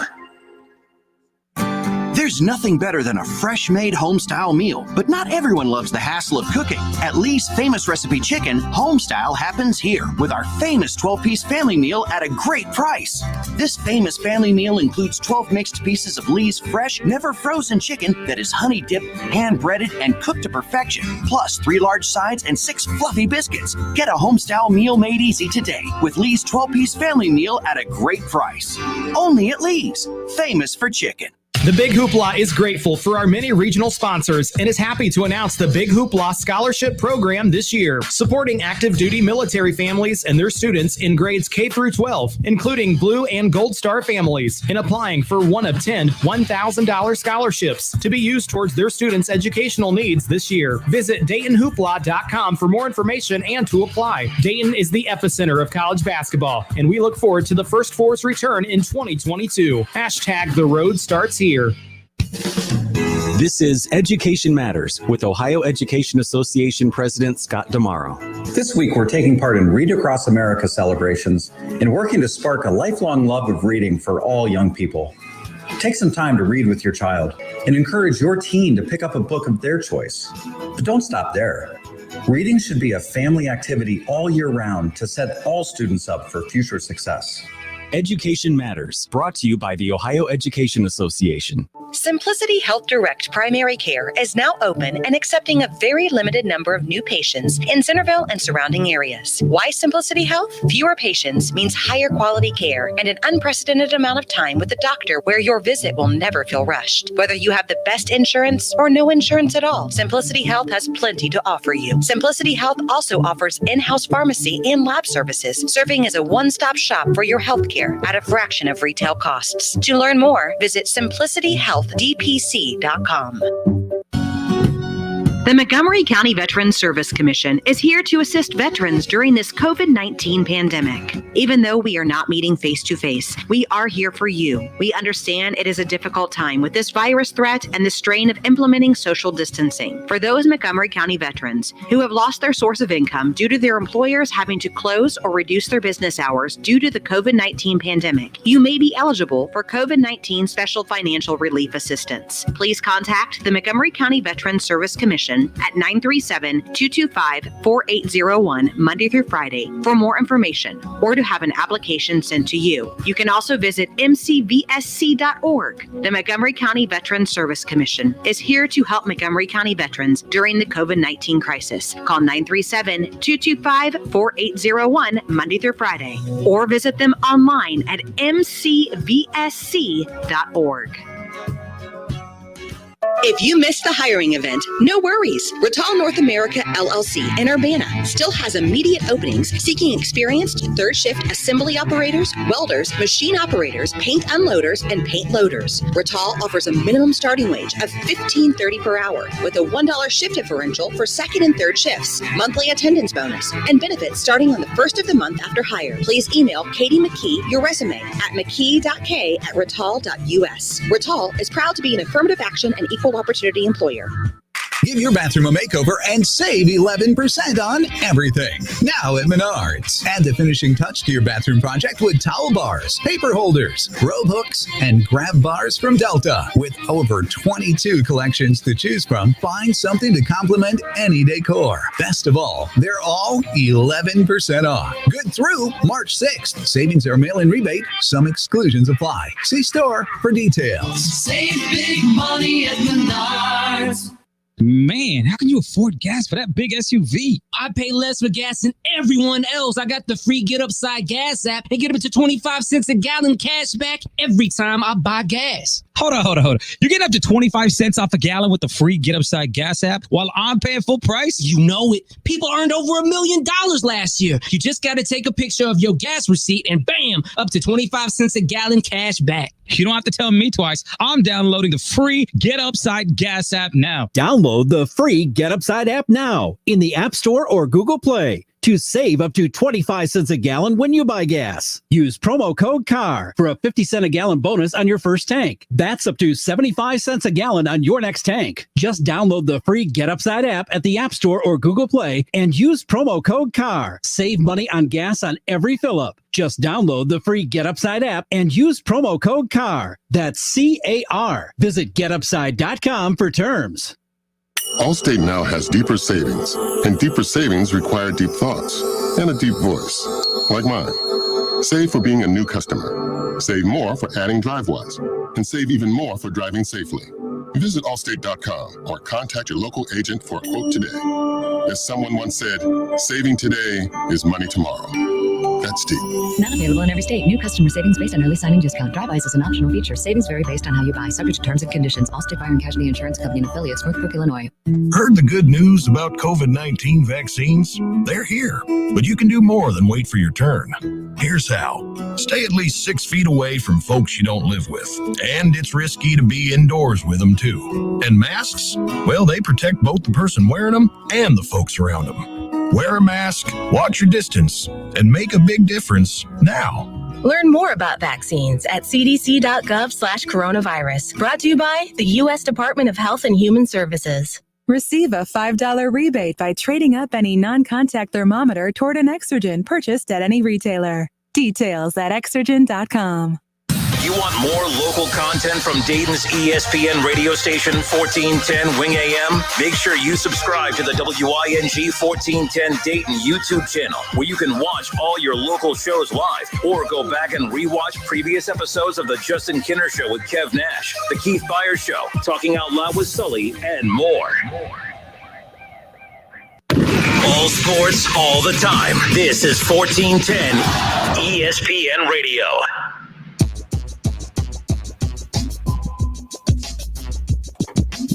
All right, everybody, we are back. Justin Kinner, Kev Nash with you here on Dayton's ESPN radio station. The Justin Kinner Show is presented by Kirkland Sommers. So somehow, some way, I mean, I can't believe we've dedicated an entire hour to talking about Gonzaga basketball, but it's really not so much of who Gonzaga is. It's kind of what they represent. And they represent the underdog, right? That they represent the small school that you know, when you talk about these mid-major programs in the smaller schools about, man, is this set up for us? Can we succeed? Gonzaga right away is the team that everyone likes to throw out. You know, and you know, people, you know, Dayton fans really want the Flyers to be what Gonzaga is, and there's still quite a big gap between where Dayton wants to be and where they are in regards to reaching that Gonzaga level. But, you know, consistency. You can't be what the Flyers were last year and then drop off to what they are this year. You just can't do that. The one thing that's been impressive about when Gonzaga does, Kev, is like they just reload every single year, and they do it at the highest of levels, and they compete with they beat out some of the biggest schools in the country out on the recruiting trail. It's unbelievable what Mark Few has been able to do there. But right away, Gonzaga, this is what makes them fascinating to me, is because they're in a small conference. All the reasons we just listed as to why it's important that they load up their non-conference schedule because of the weak conference schedule. There's a reason that happens, is because that's their way to get that credibility. All right, that's what they do to get that credibility, to earn that respect, to be able to have a resume that is worth talking about the NCAA tournament because of that.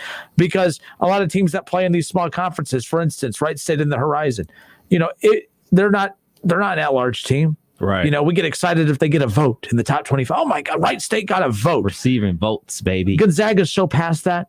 If Gonzaga one year said, oh, man, we're getting votes and they're not in the top 25, Gonzaga's embarrassed, right? But that's just where they're at as a program right now. Wright State's not there, and it doesn't mean that if you're not there that you're not a good program. Just like, you know, UD thinks I take a shot at them when I say that UD is not Gonzaga, not even close. They take that as an insult. I just thought I thought everybody knew. I just thought that everybody knew that. But the bottom line is that when you are a mid-major school, when you are in, you know, UD, I know people don't look at them as mid-major, but you're in a mid-major conference one way or another, whether you want to look at it. I do think they need to change how we word that, though. Like, I do believe that the A-10 is a mid-major conference, but I also believe that the Horizon League is not a mid-major conference. I think we need to start changing how we phrase, like the Horizon should be a low-major conference. Mid-major conference, the A-10, and then your Power Fives, your high-major. Right? Like, I think that this is why earlier when you said, Kev, that, you know, the NCAA tournament or whatever, it's not the right way to crown a champion. The college football playoffs are the right way to. You can't find a fair way to crown champions in a sport that's just naturally not fair to begin with. You know, and when you're putting in so many teams, I mean, this isn't the NFL or the NBA where there's 30-something teams. This is college sports where there's over 130 teams competing for one championship. And you talk about it all the time about, well, yeah, they're D1, but Ohio State D1 ain't the same as Bowling Green D1. And my argument to that is always, well, Ohio State D1 ain't the same as Rutgers D1. So the whole system, if you start putting a microscope at it, is jacked up. Yeah, that's why when we're talking 4 teams versus 8 teams in the college football playoff, I'm like, so what are you trying to accomplish by going to an 18 playoff? Well, it's not fair at 4. Well, big picture, it's not fair at 8 either. Like, and I've said this a million times, Kev, Wright State if I had to put money on a team to win a national championship, Wright State has 1,000,000 times more percentage of a chance to win a college basketball championship than Bowling Green does in football. Bowling Green has like a 0% chance of ever winning a national championship in football. Barbara Meyer coached there. Oh, well, and he left quickly. But do you see what I mean? Like, that's the thing. Like, so I don't like when we get in the conversation about the playoff and everyone's like, well, 4 is not fair, and 8's fair, and 16's fair. 32 team playoff is fair because 32 teams. I promise you, Bowling Green's still not invited to the 32 team playoff. It's not. It'll never be fair. You keep calling Bowling Green Division I. Are they? Like. And they'll never, and like I think is Keith that said that, you need to have the Power 5 playoff and then a playoff for the other teams too. The whole allure of going to Bowling Green is I played D1 basketball. Right. I played D1 football. I played Do you really? No offense. I love my Raiders. Okay. Love Wright State. If I go to Wright State and play I played D1 basketball. Do you? Because Division I, the umbrella of under the Division I umbrella, the gap between the Dukes and the Kentuckys of the world, even on down years like this, by the way, the gap between a down Kentucky and Duke team is still 55,000 miles long between them and where the Horizon League is, right? Like that's no disrespect. That's just the reality. And we're going to see that when the NIT bracket comes out. You mean the Power 5 Invitational? That's what the NIT is going to be. We're going to see Duke. We're going to see Michigan State. We're going to see Kentucky over teams like Wright State who had far better seasons than them. But it is all about brand when you come to situations like that. And I've never been a person that says that I want to expand the college football playoff because it's fair. I'm just saying, like, for the betterment of the game, to keep interest in the game, because you look at college basketball, granted, people don't care about college basketball until March for the most part. But, when you have a chance, when you have a shot at it, you get more people tuned in. When you have your conference tournament where, I talked about with Coppin State, they actually have a chance to still make it to the big dance throughout their conference tournament. So you keep more people invested for longer. That's the only reason I would say expand it. But we were talking about some good college basketball, man. And you talked about rivalries. You talking something about rivalries, why Cincinnati and Miami of Ohio shouldn't play. So Gonzaga is, I'm watching Gonzaga. When people say that college football is not set up for the Cincinnati Bearcats, it's not set up for UCF, it's not set up for the little guy to succeed. Well, there is a little truth in that. It's not set up for them to easily do it, but I will never agree with anyone that says it's not set up for them to succeed. It's set up for them to succeed. They just have to work at it. And I hate when people say, well, they got to work harder at it than Ohio State does. That's not true. The part of Cincinnati football that they are missing is what is already built in for Ohio State, and that is the Big Ten conference schedule. Like Ohio State, for instance, this coming up season, they're going to have Oregon on the schedule. This isn't going to be a bad Oregon team. It's not this isn't a good Oregon team that they're going to be playing coming up this season. So they're going to beat a bad Oregon team, or they can, they're not going to lose. They're going to beat a bad Oregon team. And that the victory over Oregon is not what's going to put Ohio State in the playoff next year. It's going to be the wins over Penn State. It's going to be the wins over Michigan. It's going to be the wins over Wisconsin. Actually, I don't think, but you see my point. The wins over the conference is what puts you in the college football playoff contention.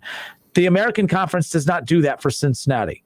The conference for Gonzaga and basketball does not put them in NCAA tournament contention. They have to create their own luck. They have to create their own energy. They have to create their own schedule to be able to manipulate it to put them in that light. And I don't think that the Bearcats do a good enough job of that. I don't think UCF ticked me off years ago when Florida said, we'll do the 3-for-1. And I know where you stand on that, but a big picture, it doesn't matter if you play on the moon. It doesn't matter if you play at Florida or at your home field. Florida is Florida. Power 5 Florida. A win over Florida on the moon, on your home field or their home field, a win is a win, and that's what's going to get you in the playoff contention. So by turning that down over pride is ridiculous and embarrassing to me. Like that's foolish when you need those games. Oh, those games are tough to get. Well, you just had a 4-game series with Florida for the next 4 years. That's one game you now don't have to worry about. Now, if you can get another mid-tier SEC or Big Ten or ACC team, you can then get another bottom of the left. Then you can go to the bottom, maybe get Rutgers. Even if it's Rutgers, you're still beating the Power 5 schools before you get into your conference, where you'll run into one or two decent teams to kind of bumper that resume.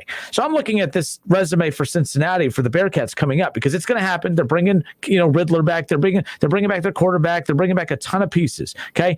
They're going to be set up, but they're going to run into the same roadblocks they did this year. They're going to get that push, Kev. They're going to be ranked high heading in, and they're going to reach a ceiling of about 5. They're going to reach a ceiling of 7 or 6, and they will never pass that. No matter what they do in their conference schedule, Kev, they will never pass it because at the end of the day, they don't play anybody that's going to give them that push.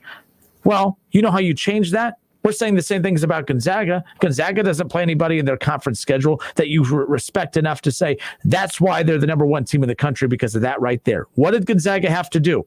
Gonzaga had to beat Kansas. Gonzaga had to beat Iowa. Gonzaga had to play Baylor. Gonzaga had to, who else? I mean, it was top 25 galore. Kansas, West Virginia, Iowa. Yeah, I mean, that's unbelievable right there. They proved their worth right there.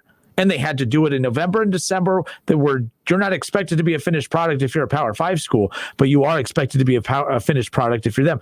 Cincinnati is no different in football, Kev. You are expected to be a finished product right when the season starts. You don't get to play. They say, oh, well, we're going to play these lighter schools at the beginning to ease in. Well, if you're going to waste Saturdays, you only get, 13 Saturdays?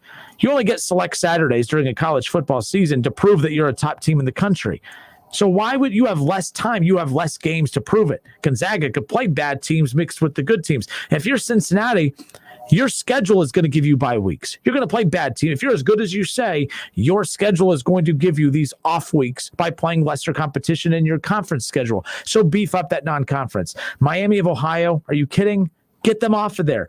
Go get a Florida. And again, it's not something that's going to change this year. Stop playing Miami of Ohio. Stop playing Murray State. Stop playing these bad teams. Tulane, well, that's conference. But Navy, UCF, these guys are Temple, these teams aren't helping you out of your conference. The teams out of your conference that you're playing are not helping you. And that's the same thing with Gonzaga. They could have played Michigan's non-conference of basically all MAC schools and a Horizon League school. That's not going to help them. So to me, I think it's very important that Cincinnati wakes up and snaps out of it. Stop with the pride thing. You don't need Miami of Ohio. You don't need to get good quality games on your schedule. Well, we need home games. Well, are you interested in having home games for your fans, or are you interested in making the college football playoff? Because you're not going to get both. So I'm not saying they have 0 home games, but every week you do not need to be playing that bad of a non-conference schedule. So that's when Shaw jumped in and said something along the lines of, I don't even know where it went. Oh, whoa. UC can't cut Miami. That's a rivalry, just like Wright State and UD. Those should happen. Can't claim. I mean, if you're going to talk smack, at least spell correctly. Can't clam for one or the other and wish for another one to go away. I'm going to assume you're smart enough, Shaw, to understand the difference between football and basketball and how many games you play in basketball and how many games you play in football. And, Wright State does more for UD than what Miami of Ohio does for Cincinnati in college football. So I'm assuming you're smart enough to figure that out. I'm hoping. About the rivalry, UC and Miami of Ohio. Look, I never knew that was a rivalry until I started playing the college football video game on EA Sports. I never knew they were rivalries. But rivalries go away. Like rivalries pause. Like Michigan and Notre Dame, they took like a 4-year hiatus because they had a little beef about the contract or when they were going to play games. So they paused their rivalry game. Another rivalry that doesn't happen anymore. Nebraska and Texas, they don't play anymore. Texas and Texas A&M, they don't play anymore.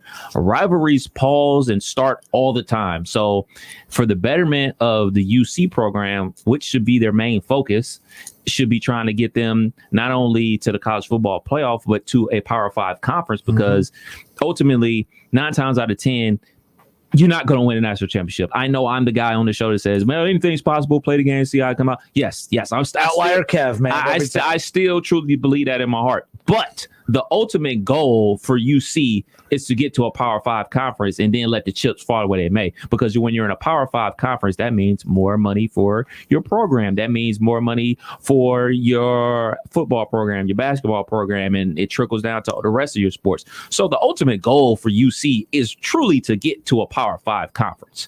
And if you got to cut off Miami of Ohio to do it, you do it. So if you got to cut off Miami of Ohio and dial up, I don't know, Indiana, Minnesota, Wisconsin, whomever, and beat those teams, and then you get a call from the Big 12 because you showed your worth on the football field, say, hey, man, you guys are worthy of joining our conference. Let's get your TV market in our conference. Let's do this. Then it's a win. It's a windfall. And then you worry about trying to get to the national football, to the college football playoff.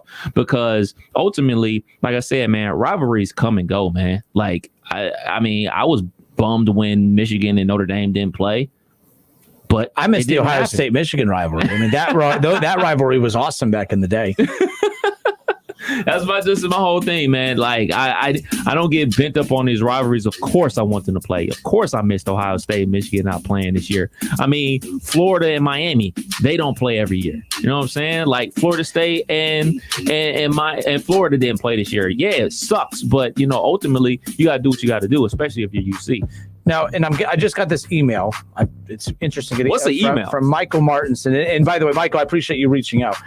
He says UC football plays Notre Dame and Indiana this fall. No. And by the way, that's on me for not getting to that point. My point, though, is that if you think that beating Indiana and Notre Dame is enough to get into the playoff, I'm just telling you it's not. So my whole point is that if you're going to have a non-conference built like that, like every game, like you got to, playing Rutgers is more beneficial than Miami of Ohio. And Rutgers, you're good enough to beat Rutgers. Like, playing these lesser Big Ten teams is still more beneficial than playing Miami of Ohio. And by the way, and I don't know if Shaw knows how to do math. I don't know if he knows numbers. I'm hoping he does.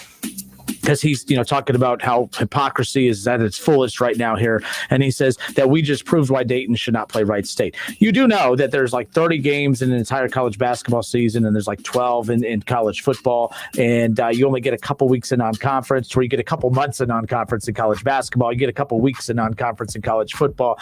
They are not the same. I'm hoping that Shaw is just trying his hardest to troll. Not good at that either. I'm hoping he's just trying to troll here, because they are literally not even close to being the same thing. And by the way, even if it was, you are wrong once again. Because if Dayton would have put Wright State on the schedule this year and played at Wright State and beat Wright State at the Netter Center, that's a quad 1 win, and they needed those quad 1 wins. I think it could have even been a quad 2, but at one point it was a quad 1 win. Trust me, that would have helped the Dayton Flash. So don't give me that mess. It's not the same thing. Miami of Ohio does zilch, nada, nothing for Cincinnati. Wright State does more for UD than what those teams do for. Come on, if you're going to argue, at least know what the hell you're talking about. Going to be a stat game for the Bearcats. Hour number 3 coming up next. It's the Justin Kinder Show with Kev Nash, presented by Kirkland and Sommers. Don't go anywhere. It's the Justin Kinder Show with Kev Nash on 1410 ESPN Radio. Remember, customize and save with Liberty Mutual Insurance Company. Only pay for what you need at libertymutual.com. Liberty, liberty, liberty, liberty. You have empty office space to fill or home office to create. You know what you need. You know what you'd like. But you also have a pretty good idea after you've shopped around the usual places what you need and what you like might not happen. Well, then you haven't been to Charles Larrick's Warehouse Outlet. Nobody has their selection. Nobody has their discounts. And every week, there's something new. If you need office furniture, Larrick's Warehouse Outlet can sell it to you for half the price and below manufacturer's selected prices. Half price and below on hundreds of items. Selection from budget to the best. Really, desks from $50 to $5,000. Filing cabinets from $25 to $500. Before you go anywhere else, do yourself a favor and come to Larrick's Warehouse Outlet. With 25,000 square feet of selection, you're not going to go anywhere else. Larrick's Warehouse Outlet at 23 McOil Avenue, Dayton. Open Monday through Friday, 9 to 6. Larrick's, continuing the tradition. Hi, my name is Brian Summers, an attorney with Kirkland Sommers. We are a law firm dedicated to divorce and family law. We have 2 locations serving Miami Valley, one near Austin Landing and the other in Troy. Remember, we're not part-time divorce and family lawyers. We're full-time here for you. Kirkland & Sommers, trusted and experienced, a family law practice dedicated to serving you. Visit them online at kirklandandsommers.com. That's Sommers with an O, kirklandandsommers.com.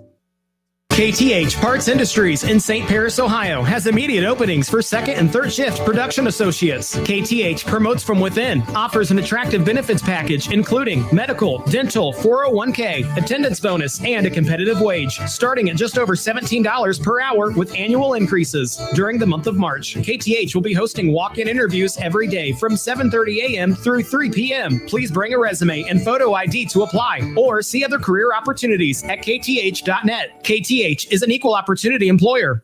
We are Dayton's home of the Ohio State Buckeyes. And into the end zone goes Chris Olave. KJ Hill, 6-yard touchdown catch. Right sideline and down he goes to the end zone. WING 1410 Dayton's ESPN Radio. It's the Justin Kinner Show, live here on ESPN Dayton, 1410 Wing AM. Tweet the show at 1410 Kinner or give us a call at 457-9464. We now send you to the Wing Studios in Kettering. Here's your host, Justin Kinner. Justin Kinner, Kev Nash, back with you here on Dayton's ESPN radio station. It is the Justin Kinner Show, presented by Kirkland Sommers, the divorce and family law firm of the Miami Valley area, with 5 attorneys to meet your needs. David Shaw assures me that he knows what he's talking about. He goes on to say that prove that Wright State would have been a quad 1 or quad 2 win. First of all, because if that was the case, then Dayton would have played the Raiders. First of all, you can't say that you know what you're talking about and then turn around and say if that's the case, then Dayton would play Wright State. First of all, Dayton will never play Wright State because it's a very cowardly reason why they won't play Wright State. Let me boost my way up here. Boosters. That's what I meant to say. Boosters. That's why they're not going to play. So don't tell me you know what you're talking about when you clearly don't. It's the bottom line. And by the way, how can you sit there and say that to Wright State? It doesn't matter. After last night's embarrassing loss, I'm not going to sit here and prop Wright State up. It was an embarrassing loss last night, so I'm not even going to go there. I'm falling into this guy's trap, and I need to just cool it. My blood pressure medicine's clearly not working. So there's that. But somehow, some way, a simple conversation about Gonzaga just spiraled into all of this. But we've covered a lot today. Look, we opened up with the meltdown of all meltdowns last night. You had this, the Wright State up 72-48 with 6 minutes and 15 seconds to go, and they lose in overtime. Grant Basile, one of their star players, drops a career high 35 points and 14 rebounds. All right. Loudon Love fouls out late in that game, which, by the way, I still refute. It is not an excuse. That did not happen because Loudon fouled out. And by the way, if your star player fouls out and you give up a 24-point lead, then your team's not that good to begin with. So that's not what happened last night. Last night was just as simple as they took their foot off the gas, and you had 2 guys who averaged 10 and 11 points go off for 31 and 25 points. That's what happened last night. If when upsets happen, it's because you have players who have out-of-body experiences and play beyond their means, and that's what happened last night. Because if those 2 were as good as what they were last night, then that team would not have been a bottom seed playing a 2 seed. So that's all I'm going to say about that. But there's no excuse. They didn't lose because Loudon wasn't on the floor. They lost because they were peeing down their leg with him on the floor. It was a horrible collapse. There's no other way to word it. I'm not a homer. I'm not going to sit here and hold back. Coach Nagy should be responsible for that, and he'll tell you him and his staff is responsible for that. The players have some responsibility too. This is the tournament. If you're not going to take teams serious, then you don't deserve to win ball games. It's not like all of a sudden the shot stopped falling. They started turning the ball over. They started leaving guys wide open. They weren't communicating. You had guys making dumb fouls. So it wasn't like, I've said this before, sometimes the team just shoots better than you. Oh, so the team just scores more points than you. Duh, it's common sense, right? That's not what happened last night. It was not that was a horrible loss. Guys I talked to within that program said that's the worst loss in its program history. It's a conference tournament, but it's so much more. So earlier in the week, it was announced that Dallas is going to be hosting the NIT tournament, and it's going to be watered down to only 16 teams, and that they got rid of all the auto bids. So, for instance, in a mid-major conference, and it's all conferences are usually represented within the NIT to some degree, right? So to some degree. So if the team that wins the regular season gets knocked out in the conference tournament, the team that won the regular season usually gets that auto bid. But if the team that wins the regular season and that same team wins the conference tournament, then that conference doesn't usually get it unless the team deserves it and they get an at-large bid of whatever you want to talk about it. But this year it's different. So there is no NIT. And if they could barely put on the NIT, they're not going to waste time with the CBI and others. Those are paying. For one, you can't have fans, so you're not going to pay into these tournaments to, where you try to make some of it back with ticket prices. So you're not going to do that. Last night was it. How you have such a great year? You have, you're ranked number 60 and 62 in the Ken Pom and the net rankings. You dominated all season. You were getting top 25 votes. I mean, everything was going their way. And then it just one bad night and it's done. One bad night and it is done. It is unbelievable. But real quick, the NIT, only 16 teams, they're not getting in.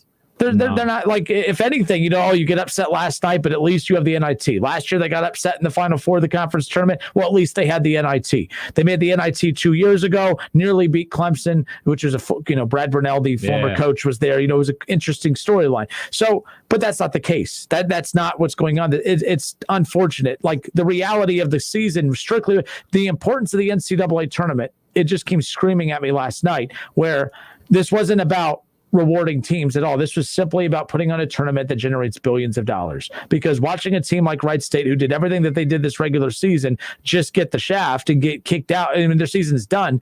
You get upset in your conference tournament. Well, that's fine. You got the NIT, or you got this postseason coming up. It's just, they're done. And college basketball doesn't care. You can't tell me that we can't have a regular NIT, but you're going to have a full 68 field NCAA tournament. You know what I mean? But that's the only priority of theirs, because it's all about money. And that's it, which fine, but it is unfortunate. The reality of this season came screaming at me last night, when it's like, really? That's it? Everything they did this year, it's just over?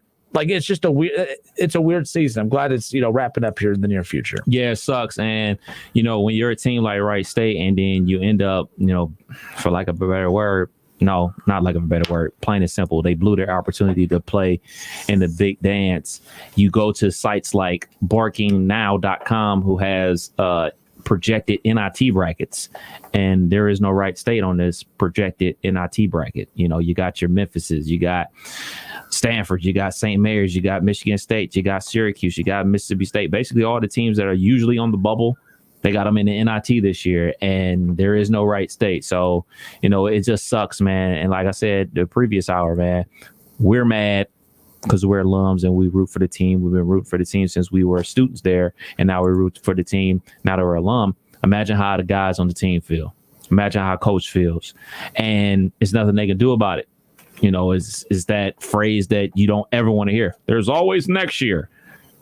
And unfortunately, Cleveland Browns are on line one. That was their go-to. Unfortunately, that's what we got to go with, because you don't even, like you said, get the consolation prize of going to the NIT and playing, one of these big-time schools. You know what I'm saying? Like, if there was an NIT, maybe they could have played like a Memphis or Michigan State. Like, oh man, Wright State's playing Michigan State. Remember that time Wright State beat Michigan State? Like, you had something to go on. But when your season ends like that, and in the fashion that it ends, when you're up 24 points with 6 minutes to go, man, it's something that you just can't imagine happening. And it just sucks. Yeah, and that's the reality that the Flyers are facing too. Like, and for one, I think some Flyers fans will tell you they just want the season over with. And look, my frustration with the Flyers this season is when they struggle and they lose games they shouldn't. It's just a tough year because of COVID. And then when they win games, when they beat the good teams, we're rising above all odds. Like, no, it's the narrative doesn't shift from game to game. Like, you're either good or you're not. There is no in between, right? Like, you're allowed to have an off night, but you're not allowed to have off nights, like more than one, like so many of them, especially, what was the record? I think if you look at the net rankings or the Ken Pom rankings, like UD is 6-3 against teams in the top 100, but they're 3-3 against teams 150 or lower. Like, the tail of the tape just doesn't make sense. Like, it's frustrating because they've proven that they could beat some of the top teams out there. But they've also proven they could lose to anyone on a given night, that they're not the same team mentally night in and night out. That's coaching. That's players not being motivated to play, which I don't get it. Like, why go through all the struggles that you've gone through this year to play during a pandemic just to step foot out on the floor and not care about playing? Like, I don't get that. Everyone's like, man, they beat St. Bonaventure. They beat St. Louis. Yeah, well, that's great. It's easy to get up for those, but you got to be mentally strong enough to gear up for the bad teams. So UD, when they play, they're going to play well in this tournament, probably, because when they rise up to the occasion, they're a very good basketball team. But to me, that's lazy. It's easy to get up for the good teams, right?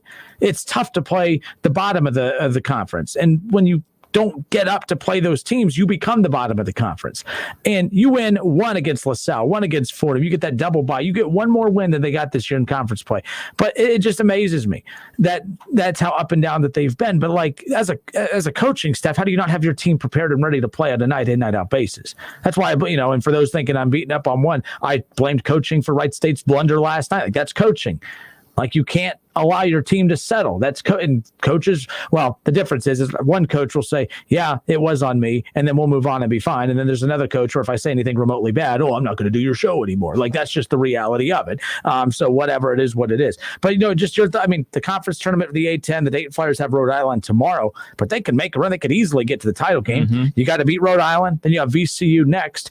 VCU's beaten them twice, but you're due for one. Right. And as I've said, when UD comes motivated to play, they could beat anyone in that conference. They've beat St. Bonaventure, the 1 seed, by the way. They beat St. Louis. They've beat good teams. They've taken 2 from Rhode Island. Rhode Island's not terrible. They're not great, but they're a good quality team. There's no excuse. The Flyers should make a run in this tournament if they play up to what we've seen at times. But we also know what they're capable of at the other end as well. It's all about guard play. It's cliche, but they have the guards. They got Watson. They got Jalen Crutcher. They can do it. They can make a run to the tournament final and get into the NCAA tournament because they have probably the best backcourt in the conference. So, it's feasible that they could do it. And, I don't want to jump the gun like I was doing with Wright State last night, but I truly believe if they make it to the A-10 final, they're going to win it.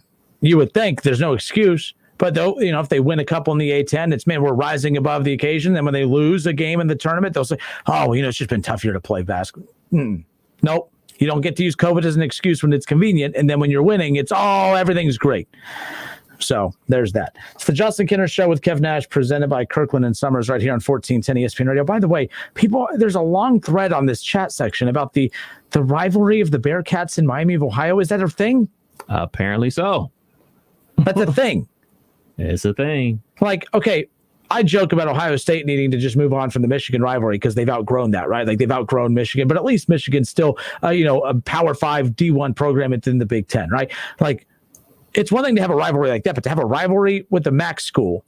And so at one moment you're preaching, we belong right there with the Power 5s. We're just as good as the Power 5s. We need to be up there with Alabama and Ohio State and everyone else. And then over here, you're having a little tickle fight with Miami of Ohio. Really?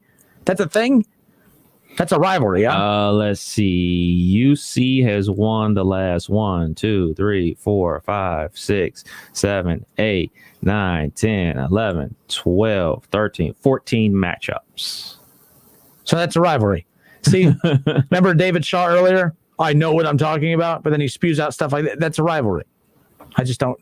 Go Bearcats. I guess. That's and surprisingly, after winning 14 straight, Miami still leads the series 59-58 and 7 ties. Just like when we look at the Ohio State Michigan rivalry, Michigan still leads the rivalry, even though we've owned as a whole. Yeah, not that recent. This past decade's been all Ohio State, obviously. Speaking of Michigan, they did get the transfer quarterback from Texas Tech. Yes. And Alan Bowman, elite class of 2022 recruit and all that fun stuff. And again, but man, there's more guys jumping the ship than getting on. When you have more guys leaving the boat than getting on the boat, that's a problem. And that's something that they're going to have to figure out. How about Alabama announcing that they are going to have a full stadium this fall? Yeah, man, down south is wide open. I heard about the state of Mississippi, their governor saying they're wide open for business. State of Texas wants 100% for everything, no mask. They're wide open, man. But how about the old state of Texas, my home state, baby? God bless Texas with his own hands. There we go, man. Their own power grid. God bless Texas with his own hands, but he had to wash them. He had to use a lot of hand sanitizer, and he had, I'm just saying. But they're going, all open, man. I don't really feel like getting into those debates today, but is what it is. I'm not gonna lie. There's a selfish part of me that's like, it sounds pretty cool. Actually, it sounds pretty fun. Oh man, but I do find it interesting. I wonder if I do wonder if that's why the NIT chose them, because why not go to New York and have the NIT even in the empty Madison Square Garden, who, by the way, they're still letting about 10,000 fans or 2,000 fans to NBA games, so you would still get fans at the NIT there. But I wonder if doing it in Texas, I really wonder what the ticket situation for the NIT is going to be. And I'm telling you, folks, people mock the NIT, and I get it, because it's not. I mean, you should have aspirations to be an NCAA tournament team. You shouldn't be. But this year's NIT is probably going to be as entertaining as the regular tournament, mainly because you're going to have if I'm reading right and everything's opening back up, are you going to have a full stadium for the NIT in Texas? And you're going to be able to hear them, too, because they don't have to wear masks. They don't have to wear – yeah, exactly. A bunch of people, oh, man, they're not wearing a mask and they're able to breathe. I mean, that's the best thing, to have fans who could breathe cheering on your team. That's always a good thing. But the interesting thing is that – but you're going to to me, I'm not even calling it the NIT. It's just going to be a Power 5 invitational. Yeah. It's going to be all your bubble scrub teams that like Kentucky. I mean, again, to me, I find that very entertaining, by the way. Forget the round of 32 and everything. You're just going to go right to the Sweet 16. You're going to have Duke and Michigan State and Kentucky.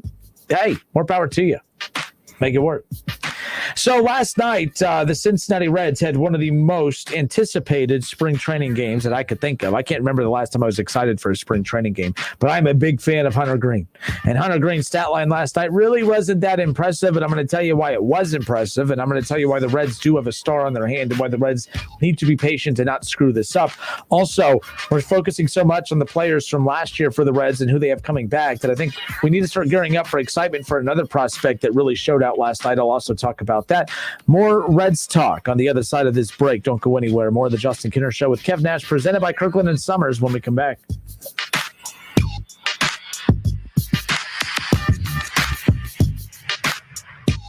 Listen, stream, watch. It's the Justin Kinner Show with Kev Nash, right here on Dayton's ESPN Radio, 1410 Wing AM.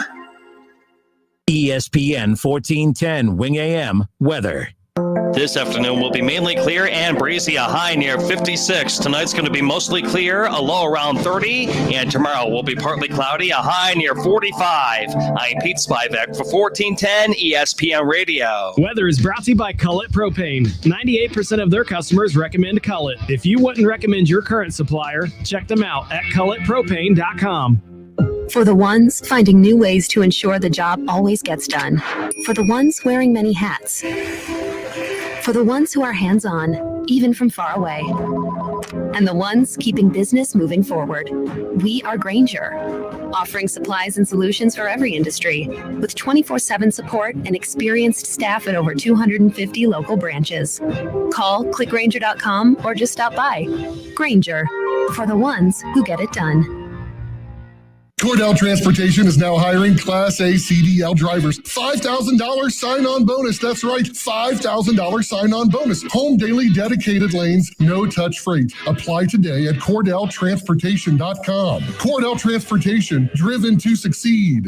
Man, how can you afford gas for that big SUV? I pay less for gas than everyone else. I got the free Get Upside Gas app and get up to 25 cents a gallon cash back every time I buy gas. Hold on. You're getting up to 25 cents off a gallon with the free Get Upside Gas app while I'm paying full price? You know it. People earned over $1 million last year. You just got to take a picture of your gas receipt and bam, up to 25 cents a gallon cash back. You don't have to tell me twice. I'm downloading the free Get Upside Gas app now. Download the free Get Upside app now in the App Store or Google Play to save up to 25 cents a gallon when you buy gas. Use promo code CAR for a 50-cent a gallon bonus on your first tank. That's up to 75 cents a gallon on your next tank. Just download the free Get Upside app at the App Store or Google Play and use promo code CAR. Save money on gas on every fill-up. Just download the free Get Upside app and use promo code CAR. That's CAR. Visit getupside.com for terms.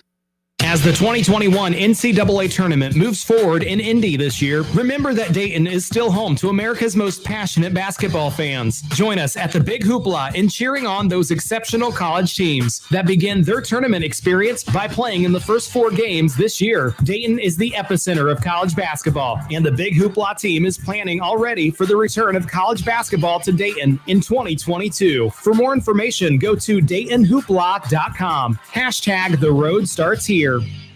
Hi, my name is Brian Summers, and I'm an attorney with Kirkland Sommers. We are a law firm dedicated to divorce and family law. We have 2 locations serving Miami Valley, one near Austin Landing and the other in Troy. Remember, we're not part-time divorce and family lawyers.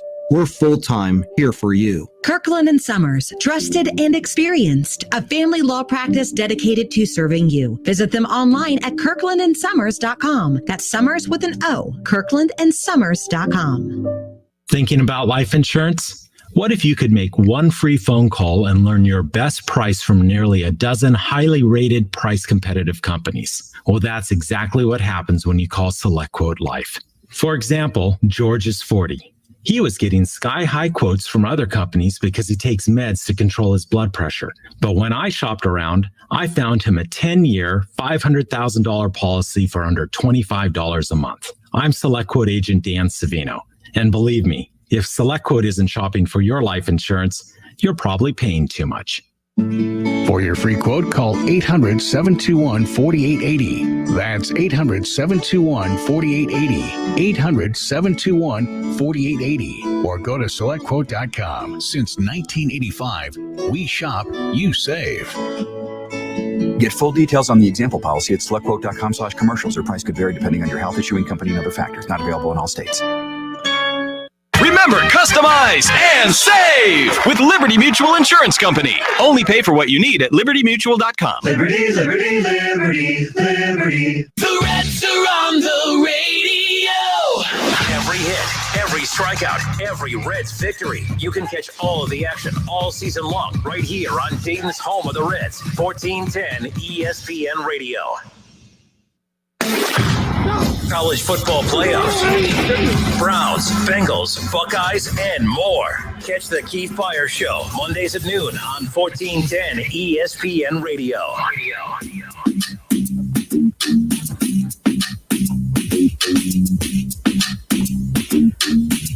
So the Cincinnati Reds won last night 7-5 in 8 innings. In fact, they were the home team, and they were able to get 3 outs at the top of the 8th inning and then somehow still had to bat at the bottom of the – I mean, spring training baseball is so strange. I don't really care about the outcome of these particular games. You don't recognize half these damn players playing, but I do get really excited to be able to watch some of the top Reds prospects in action, and it's always nice to see maybe that first inning of work just to see some of the main guys get a few at-bats.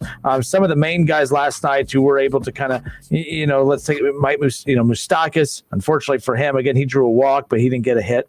You look at Tucker Barnhart. He was 1 for 2 last night. Got to see Jonathan India. I'm really excited about it as well. He had 2 runs and 2 at-bats. Kyle Farmer was 1 for 1 last night with a run as well. So again, some of these guys that you're going to be seeing and hearing a lot of, Eugenio Suarez, he was 1 for 1 last night with the run. So again, those are your main guys you're going to be keeping an eye on as we head into this upcoming season. And they had a pretty good afternoon at the plate last night, or evening at the plate last night. It was afternoon where they were. Last night, it was a highly anticipated spring training game, mainly because of Hunter Green. Hunter Green, the last time he pitched was against the Tin Caps, and it was at Fifth Third Field. Now it's something different, ain't Fifth Third Field. He hadn't pitched since 2018. He has not pitched in a game since 2018. That's a long time. It's a very long time. He missed all of the previous. So 2019, he missed due to Tommy John surgery. Last year, there was no there was spring training, but there was no minor league season. Okay, and then they're obviously heading into this season. So it's been quite some time. He has not pitched in a while. So when you hear Hunter Green's results, you're going to be like, oh, man, that wasn't good.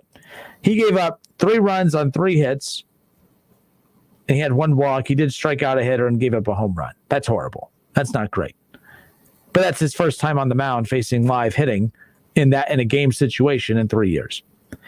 But something he did last night that I found fascinating, he threw 103. I think he hit 104. It was 103, 101. So 103, 2-1. He had 3 pitches right off the bat. Just boom, boom, boom. Did you know last year, Kevin, that he had 2 pitches that for this season, for last night's outing, he had 2 pitches that rung up at 103. Okay. Last season, not one single pitch from one single pitcher reached 103 all of last season or higher. And he had 3 pitches last night that went 103, 103, 104. And so that right there is a good sign because that's a guy coming off Tommy John surgery. That's a guy facing batters for the first time in 3 years. And I'm sure he's thrown batting practice. I'm sure he's faced his own teammate. But like in a live game setting, I'll take that in one inning of work. I don't care about the hits and everything else. Right now, you see that the velocity is there. You see that his arm is back to where it's allowing him to throw for high heat, right? Like that's what's important about Hunter Greene. He's going to be a star. There's just something different about him, the way he looks on the mound, the way he carries himself. Like there's just something special there. And that's what makes Hunter Greene such an intriguing prospect. And it does look like he's not going to be ready to play this season, not just because of that one inning of work last night, but there is going to be a focus. He's going to be a primary focus in Louisville this year. He is going to be the focus, getting him prepared for the Reds coming up in 2022. So I bring all that up because, we panic so much when you look at, the Reds and about what they have for this coming up season and everyone freaking out and saying, oh, you lose Trevor Bauer, the organization's, with the rich history and success of the Cincinnati Reds to finally have a pitcher win the Cy Young Award and then to see him leave for a lot of money with the Dodgers. As I said, he's the Kevin Durant of Major League Baseball. Not only did he leave, he went to join the reigning defending champions. Like that's Kevin Durant-esque. But Luis Castillo, Sonny Gray, Tyler Mahle, Wade Miley, Michael Lorenzen. All right. Next year, without even adding a free agent arm to that rotation, and I still think that if the Reds are in contention, they're going to pull a trigger on some kind of trade if they have to, if the Reds find themselves in contention. But I think you're going to see Hunter Greene in this rotation next year. And another guy I think you're going to see next year, if not this year, is Nick Lodolo. Nick Lodolo, again, very, very raw, very new, but he could be on the mound as early as this season. He threw for an inning last night. He struck out one, and he also threw over 100 miles per hour on a few occasions. Now, it shouldn't be about that. I'm not big on how hard you throw. Mm-hmm. I'll take a Greg Maddux type pitcher who just was able to be so damn accurate and just literally kill you on the corners. Like that's really what it comes down to. But what I like about these guys is that the command was there for Nick Lodolo last night with the velocity. And for Hunter Greene, although he was a little wild on quite a few pitches, for him to have the velocity after Tommy John surgery, that's what is really interesting to me. And I think that made me feel good too. It should make all Reds fans feel good about that last night, that performance last night. It was really impressive. I know not really so much Hunter Greene, the runs that he gave up, but Nick Lodolo went in and just fanned guys right off the bat. I like Nick Lodolo, and I think he could be a great addition. So if you look at the Reds rotation or when you look at their, starting staff right now with Luis Castillo, Sonny Gray, Tyler Mahle, Wade Miley, Michael Lorenzen, get him the hell out of the rotation. I'm so furious about that. Like that, I am not a fan of. That is lazy. When the Reds decided that they were going to move Lorenzen into the rotation, that was them saying because we're too damn cheap to go buy a starter. Like that's the part that drives me nuts. Like, and it's not going to work. In fact, what's today? It is March 3rd. Folks, I promise you, he will not be in the rotation after April. It's not going to work. It didn't work the first time. I'm tired of him showing off his muscles all the time. No, I'm not jealous. I don't need a bodybuilder. I need a pitcher. Your job's not to go and win the tough man competition. Your job is to go out there and get people out. And he did that finally towards he started out horrible last year in the bullpen, and then he settled in as the season went on. But he was struggling, throwing for 2 or 3 innings a night. And now you need to get 4 or 5 innings out of him, which, by the way, you should be getting more. But with the way David Bell manages, 4 to 5 innings is what you're asking. Can he do that? But if within a year from now, if you have Luis Castillo, you have Sonny Gray, and you have Hunter Greene and Nick Lodolo, that is one hell of a rotation right there. And you might, Wade Miley, his contract's up after this year, and I don't think you need him. I'll be patient with Wade Miley. Wade Miley is a pretty good pitcher, and he's a lefty. It's tough to find lefties. He was injured all of last year. There's a reason he got just canned the way that he did. I think that he's going to be much better this coming up season. But I'm telling you right now, book it. Mark is a hot take for Kenner today on a Wednesday. Michael Lorenzen will not be in the rotation for the Reds after April. He will be back in the bullpen by the end of April. Probably May, but I'm going to say by the end of April, they will realize he'll have 2 or 3 starts in that span. He will not be in the rotation by the end of April. He's going to get rocked early. I'm actually probably not giving myself enough time, but I've already said it, so I'm not going to change it. But he's going to get rocked in his first 3 or 4 starts, and then that's going to be when they pull they're just going to pull him, and he's going to go back to the bullpen because that's who he is. He didn't even master the bullpen, and you're throwing him back out into the rotation. It's not going to work. It's not because Kenner, they know what they see him every day, on the field. They know what they're doing. I don't. I'm just a boob radio host. No, I'm telling you right now, it's not going to work. I don't trust the Reds organization that they all of a sudden saw the light with him and all of a sudden they found out that they have a weapon, Kev. This is strictly about, okay, we're going to let Trevor Bauer walk and we're not going to go pay another starting pitcher. We're just going to take one of our bullpen guys and throw him in the rotation. That's all this is. That's all this is. Because you want to know who was a better starter between the two? Amir Garrett was a way better starter than Michael Lorenzen. That's scary. That's scary that, obviously you lose the best pitcher in baseball and then replace him with a guy that couldn't start. Like, that's scary because, it's the ace. It's the ace of the staff. It's a guy who was willing and dealing in the playoff game and you couldn't win because you couldn't score runs. And now you're going to get a guy in there that no one has confidence in outside of the organization. That's a scary thought. Well, I think Reds fans are confident in it. I'm just questioning Reds fans as to why. Michael Lorenzen, what about him? He had an ERA over 4 when he started last time. What about him as a starter are you a fan of? You may be a fan of it, but that's the only fan he ain't going to fan batters. I just don't get it. And that's my frustration. But anyways, I was trying to be positive. This was supposed to be a positive segment. Oh, it was? It was supposed to be a positive. But then when I looked at the rotation and saw that Michael Lorenzen was in it, that's what irritated me because I'm like, he was solid in the bullpen. That's where he should be. And when he started improving in the bullpen last year, it wasn't as if he turned into this just killer in the bullpen. It's not like he was so impressive in the bullpen that we just said there's no way we can just keep him from being a starter. It's easy to be a killer in the bullpen when you're only responsible for 2 innings, if that, or 1 inning. So that's the thing. That's what's going to be different about this. But Reds fans, I am curious. Head to Facebook, search the Justin Kinner Show. How do you feel about Michael Lorenzen being in the rotation? Do you agree with me on my hot take today that he will not be in the rotation by the end of April, most likely by the end of May? I give it a month. I think if I should have said 2 months, but I've already said it, so I can't back down. But if I could, I would say by the end of May, he will not be in the rotation moving forward. But I already said April. I just don't think it's going to work. I just don't. I think he's a good pitcher. I think he's good out of the bullpen. But outside of pure laziness and outside of pure cheapness, that's the only reason the Reds decided to go in this direction. But head to Facebook, search the Justin Kinder Show in the chat section. Let us know what you think. How confident are you in Michael Lorenzen's ability in the rotation after being in the bullpen the last couple of seasons? Or you can give us a call, 457-9464. But I like Lodolo. I'm a big fan of Lodolo. I feel like the Reds, they're on to something with him. And I think that with the pitching staff or with the pitching coach and with the weapons and the things that the resources they have, I'm hearing a lot of good things about the development of the pitchers right now, which is why I'm pretty excited about them having Hunter Green raw and early in his career, Lodolo raw and early in their careers, because that's going to be their babies and their projects. And I think that that's going to pay off big picture. So I'm excited about the future of the Cincinnati Reds pitching staff. And I think Lodolo could be, being called up soon. I think we will see multiple starts of Lodolo this year. I just hope it's not like what we've seen in years past where they'll call up a guy and then like we saw with TJ Antone, he'll come up, he'll have a great start and then you put him in the bullpen. It's like, why? What the hell? And then you take good bullpen guys and put them in the rotation where they're not good at being a starter. And then your good starters, you put in the bullpen. Again, do I know more baseball than David Bell? No. I just don't know how much baseball David Bell knows. That's the thing. I'm just joking. We are the home of the Reds, right?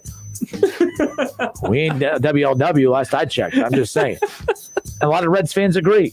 And by the way, he's going to be on the hot seat. See, this turned into – I'm so mad at you right now. Me? Yes. This was not supposed to be a negative segment. I didn't say anything. Oh, this was wrong with the Reds, David Bell, blah, blah, blah. Actually, no, I said it first. Yeah. Yeah. I blamed you.